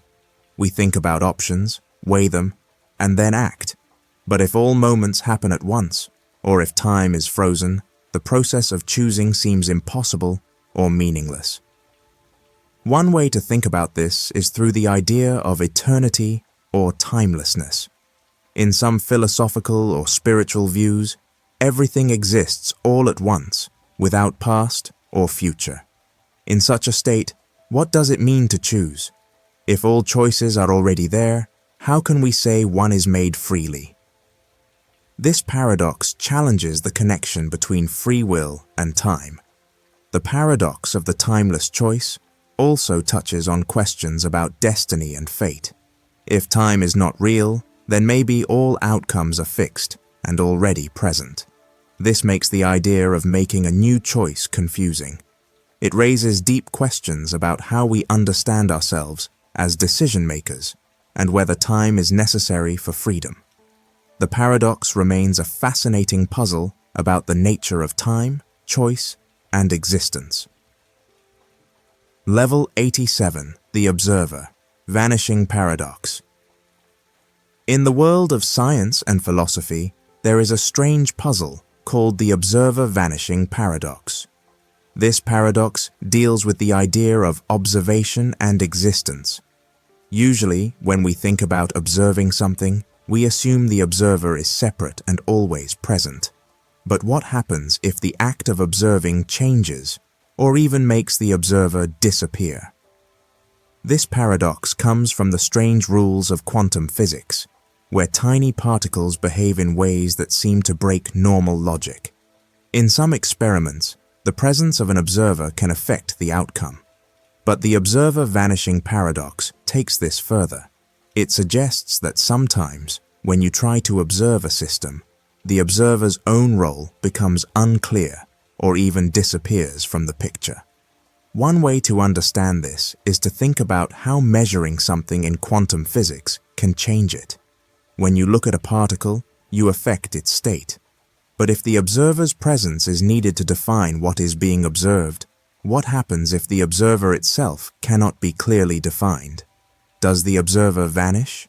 Does the act of observation erase the observer's own existence in that moment? This paradox raises deep questions about reality and knowledge. It blurs the line between who is watching and what is being watched. If the observer disappears, can the observation still be real? How can something be observed if the observer is not there? The observer vanishing paradox highlights how complicated and mysterious the world is at very small scales. It shows that observation is not always simple or straightforward. Sometimes, the very act of looking can make the observer vanish, leaving us wondering about the true nature of reality and the role of consciousness in the universe. Level 88, Maxwell's Demon with Information Loss. In the 19th century, James Clerk Maxwell proposed a thought experiment about a tiny creature, later called Maxwell's demon, who could seemingly break the second law of thermodynamics. This law says that disorder or entropy in a closed system always increases or stays the same.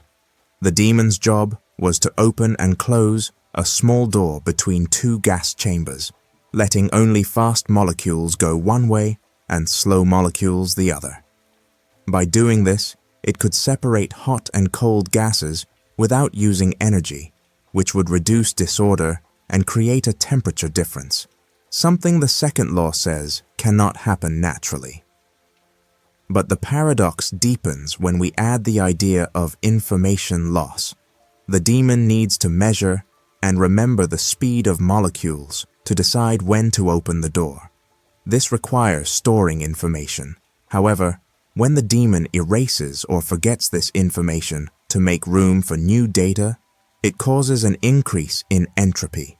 This means the demon's actions of measuring and erasing information actually balance out the decrease in entropy.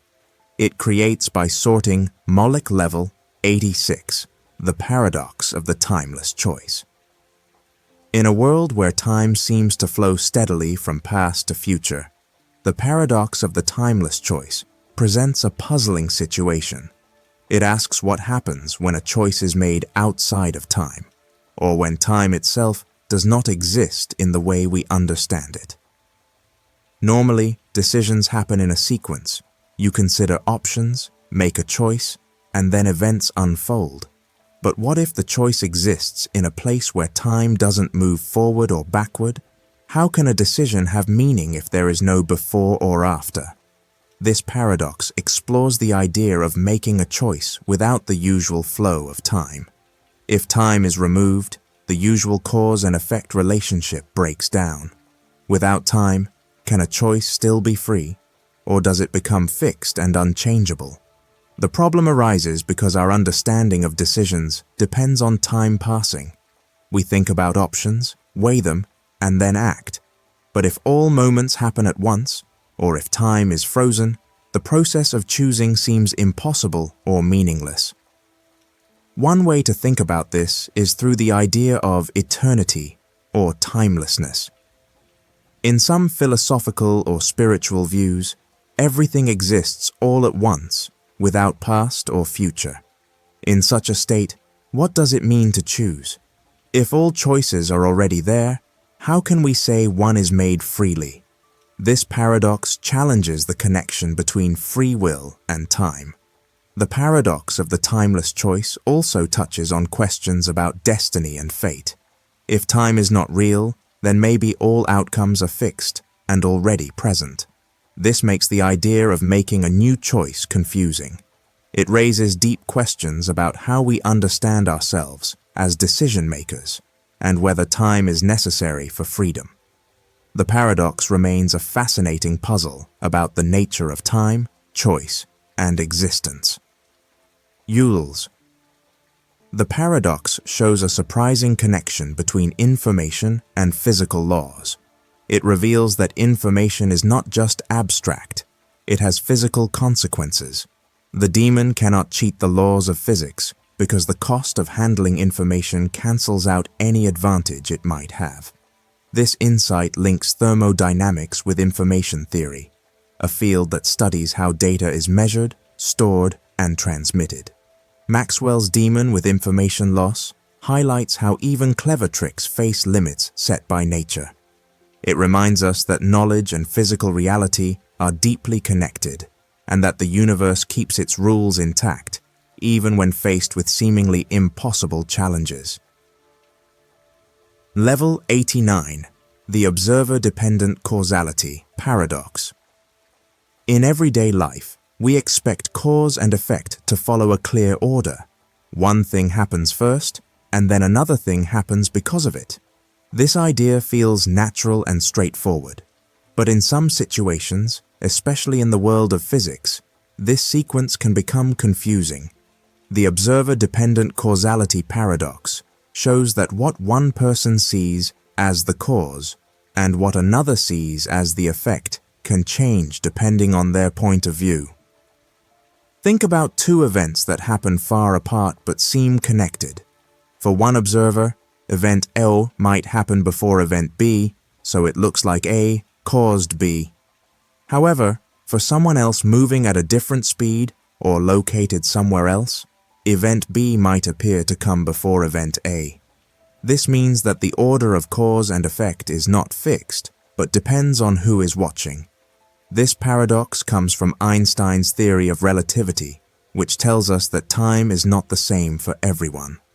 Different observers can experience time differently, especially when they move at very high speeds or are in strong gravitational fields. Because of this, what looks like cause and effect to one person can look reversed to another. The paradox raises questions about how we understand reality. If cause and effect can switch places depending on the observer, then the idea of a single, universal order of events breaks down. This contradicts our usual way of thinking, where causes always come before effects. Scientists and philosophers continue to explore this paradox to understand how the universe works at its deepest levels. In this strange situation, the connection between events exists, but the order is not absolute.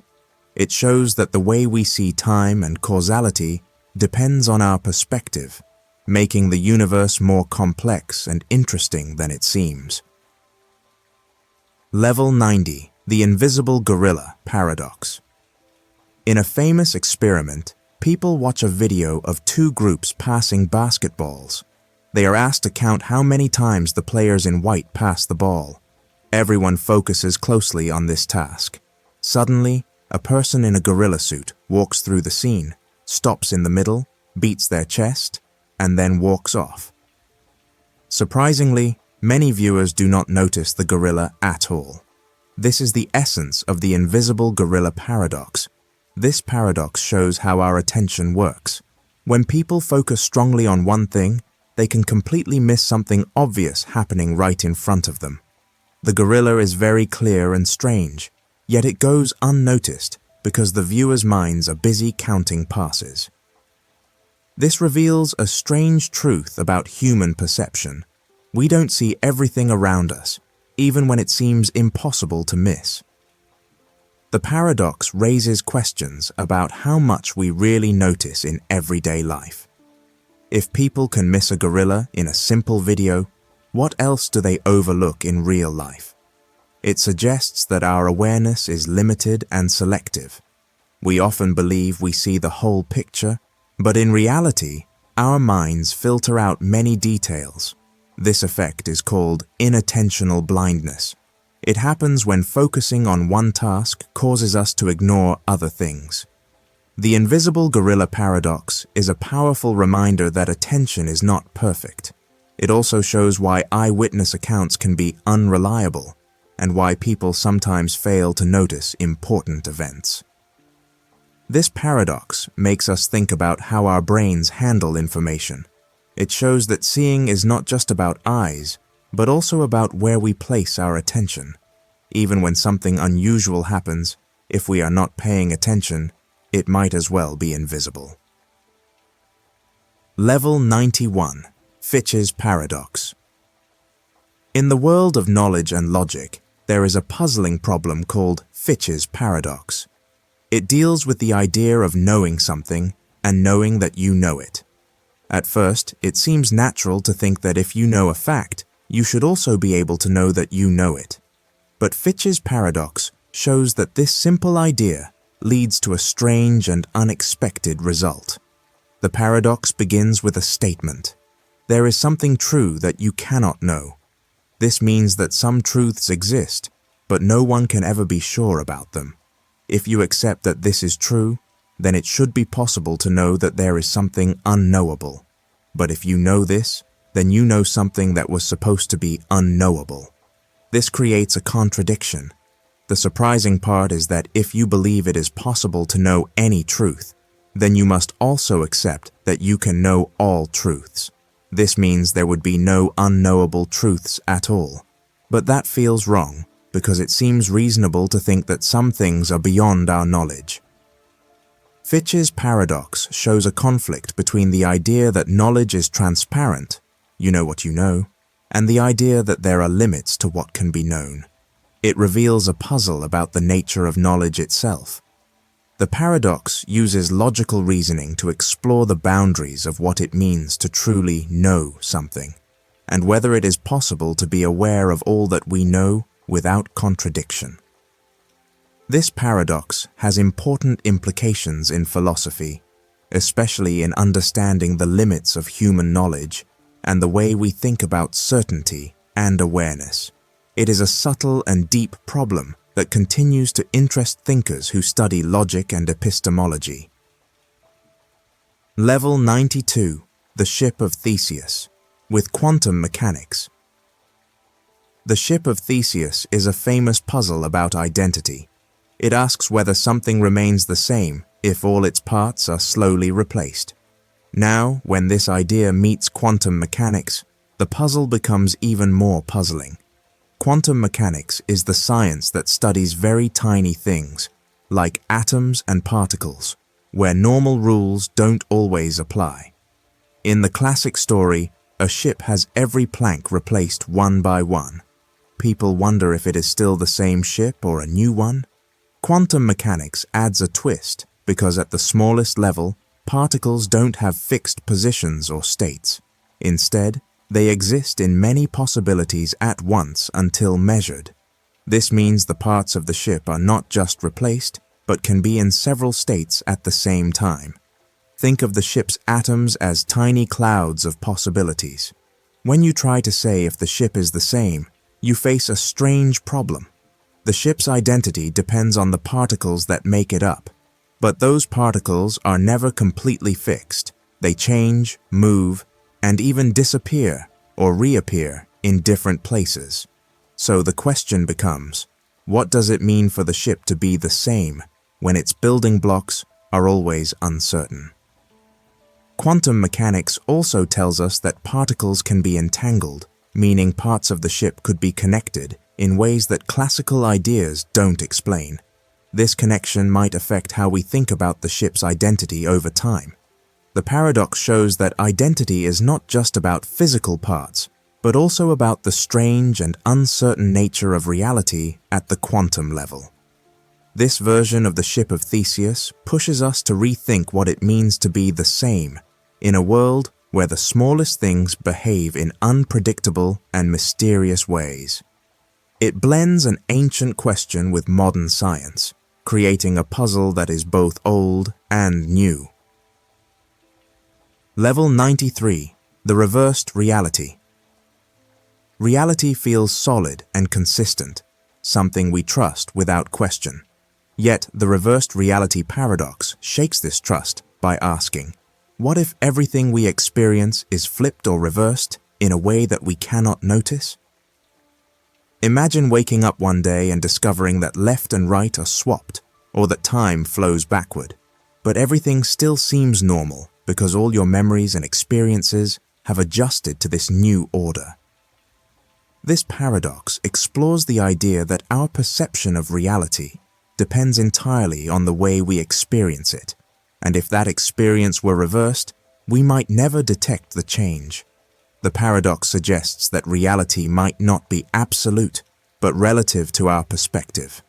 For example, if all physical laws, events, and even our thoughts were mirrored, we would still live our lives thinking everything is normal.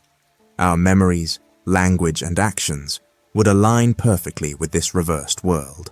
This makes it impossible to prove whether reality is the way we see it, or if it has been reversed without us realizing.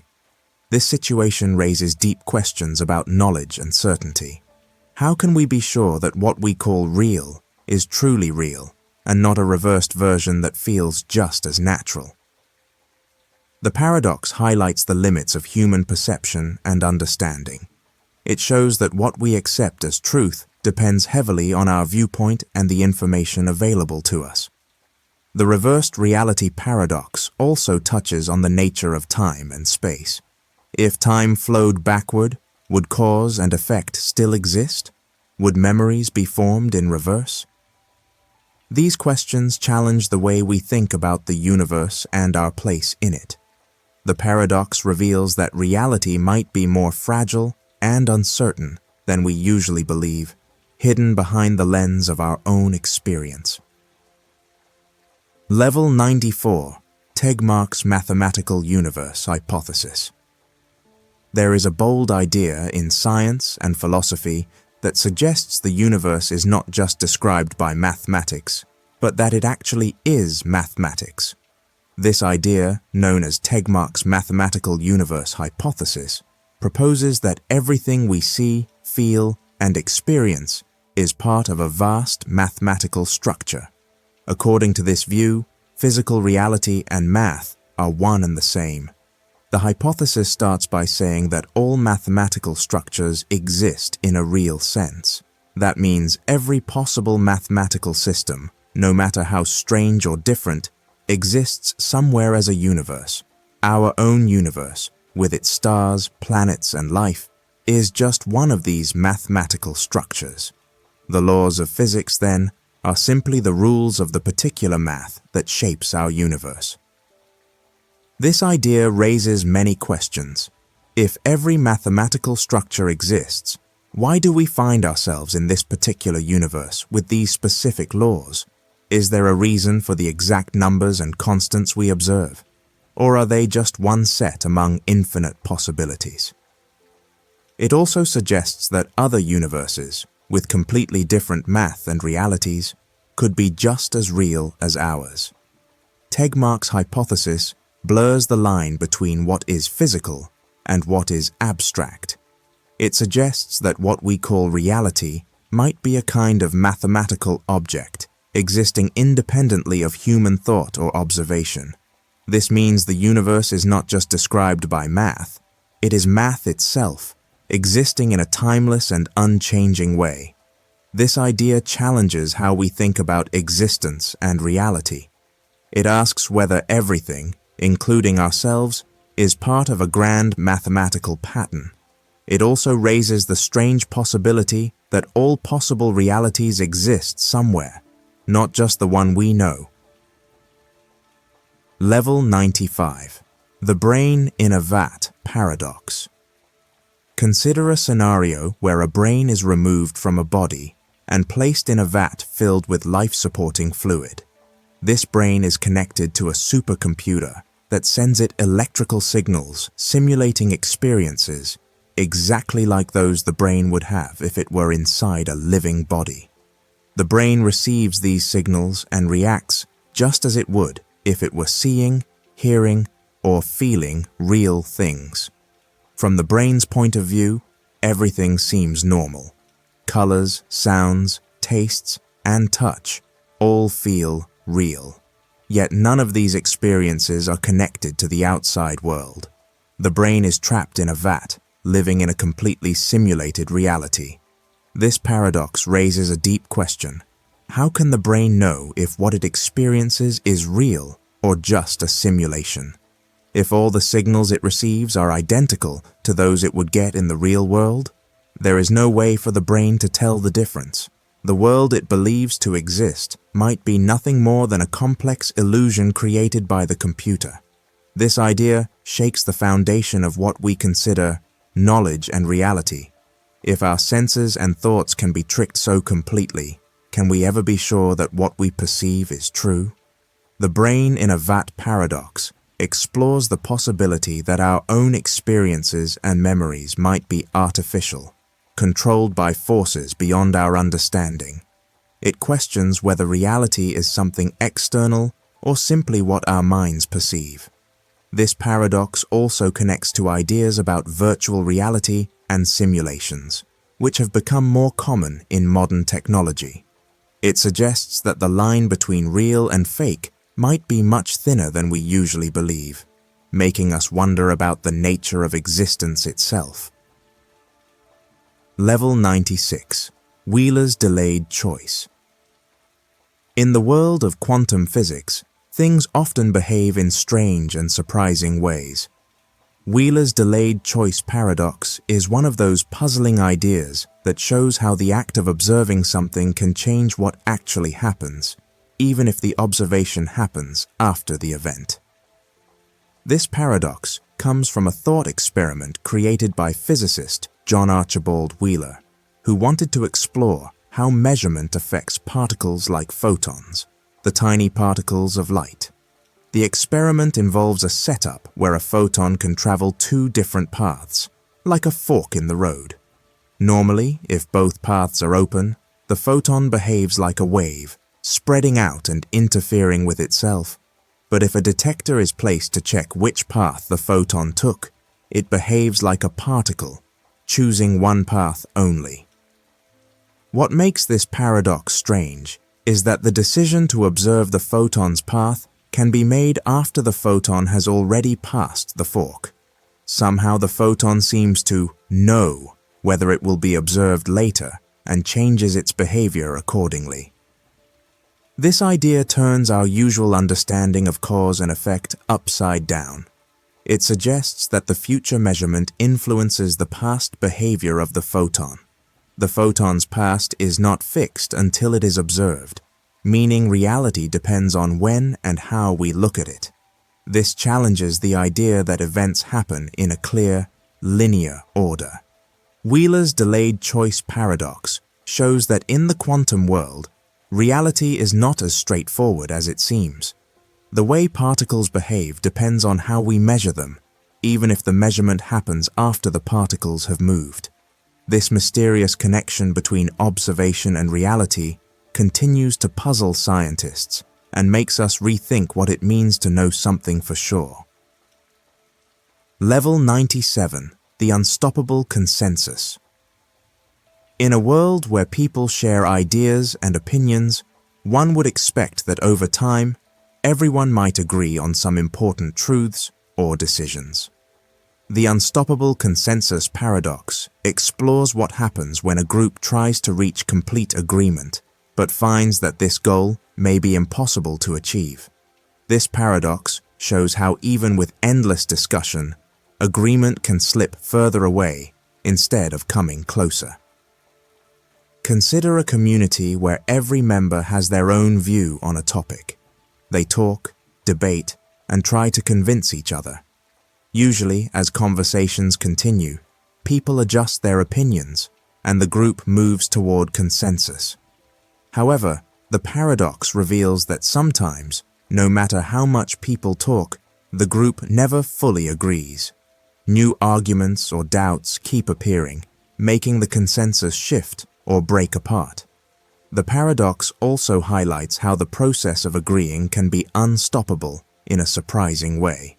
Attempts to finalize a decision can lead to new questions or concerns, which then restart the cycle of discussion. This creates a loop where agreement seems just out of reach, no matter how persistent the group's efforts are. The more people try to fix a common viewpoint, the more disagreements arise. This situation can be seen in many real-life examples, such as politics, science, or social movements, where groups struggle to find a single truth or solution.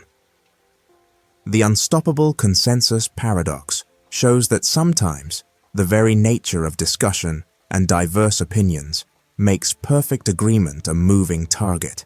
It reminds us that consensus is not always a fixed point, but often a continuous journey filled with challenges and changes. Level 98, the paradox of the observer's escape. In a quiet room, an observer watches a complex system unfold. This system changes depending on whether the observer is paying attention or not. The paradox arises when the observer tries to step away or escape from influencing what happens, hoping to see the system in its natural state. But the moment the observer leaves, the system behaves differently or becomes impossible to observe in the same way. This creates a puzzle. Can the observer truly separate themselves from what they are observing? The paradox highlights a strange relationship between observation and reality.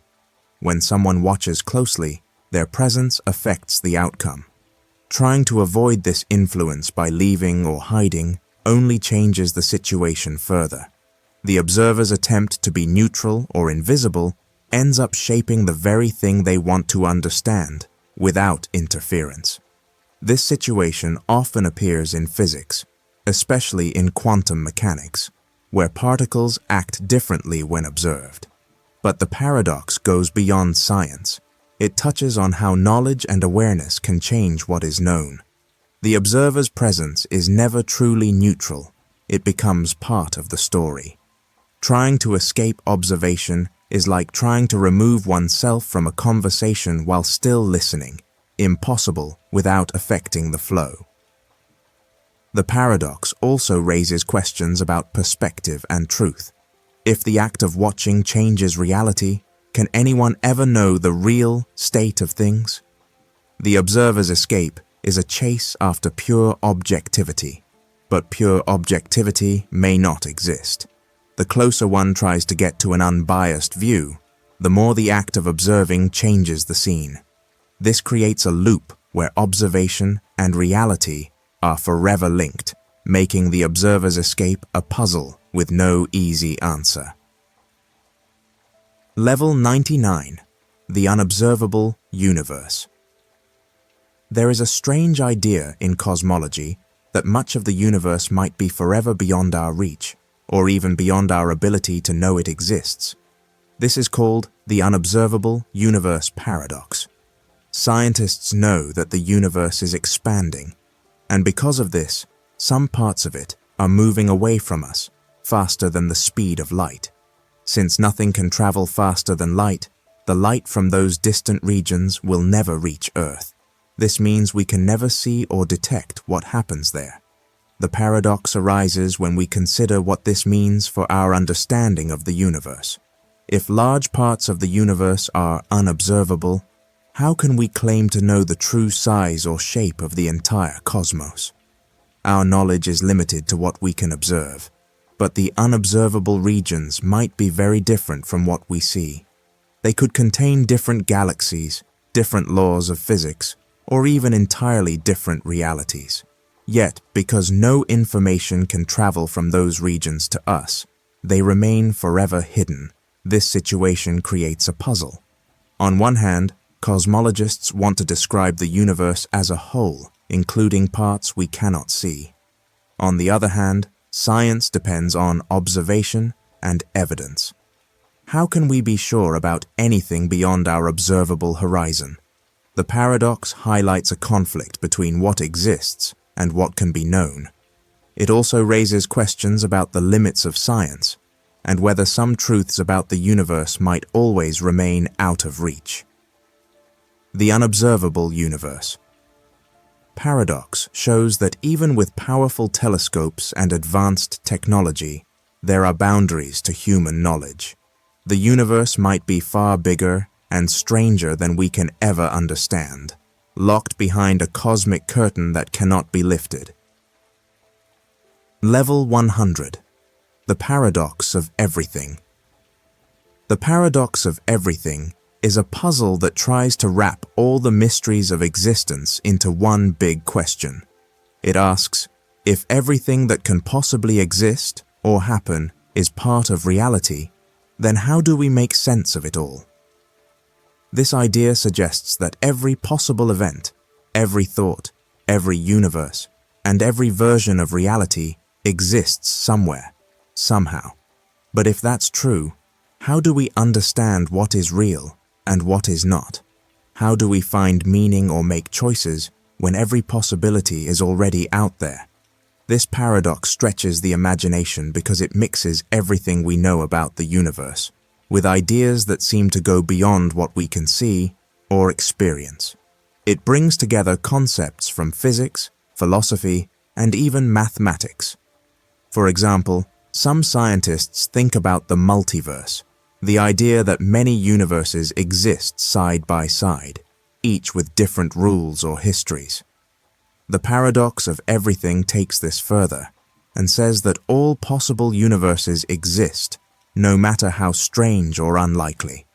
The problem arises when we try to figure out what it means to live in such a reality. If all things happen somewhere, does anything really matter? Can we say one choice is better than another if every choice is made somewhere else? It also raises questions about knowledge. Can we truly know anything if all possibilities are true in some way? This paradox challenges the idea of a single, clear reality and suggests that reality might be far more complex and confusing than we usually think. The paradox of everything shows how the search for understanding can lead to even bigger mysteries. It reveals the limits of human thought when faced with the vastness of all that could be.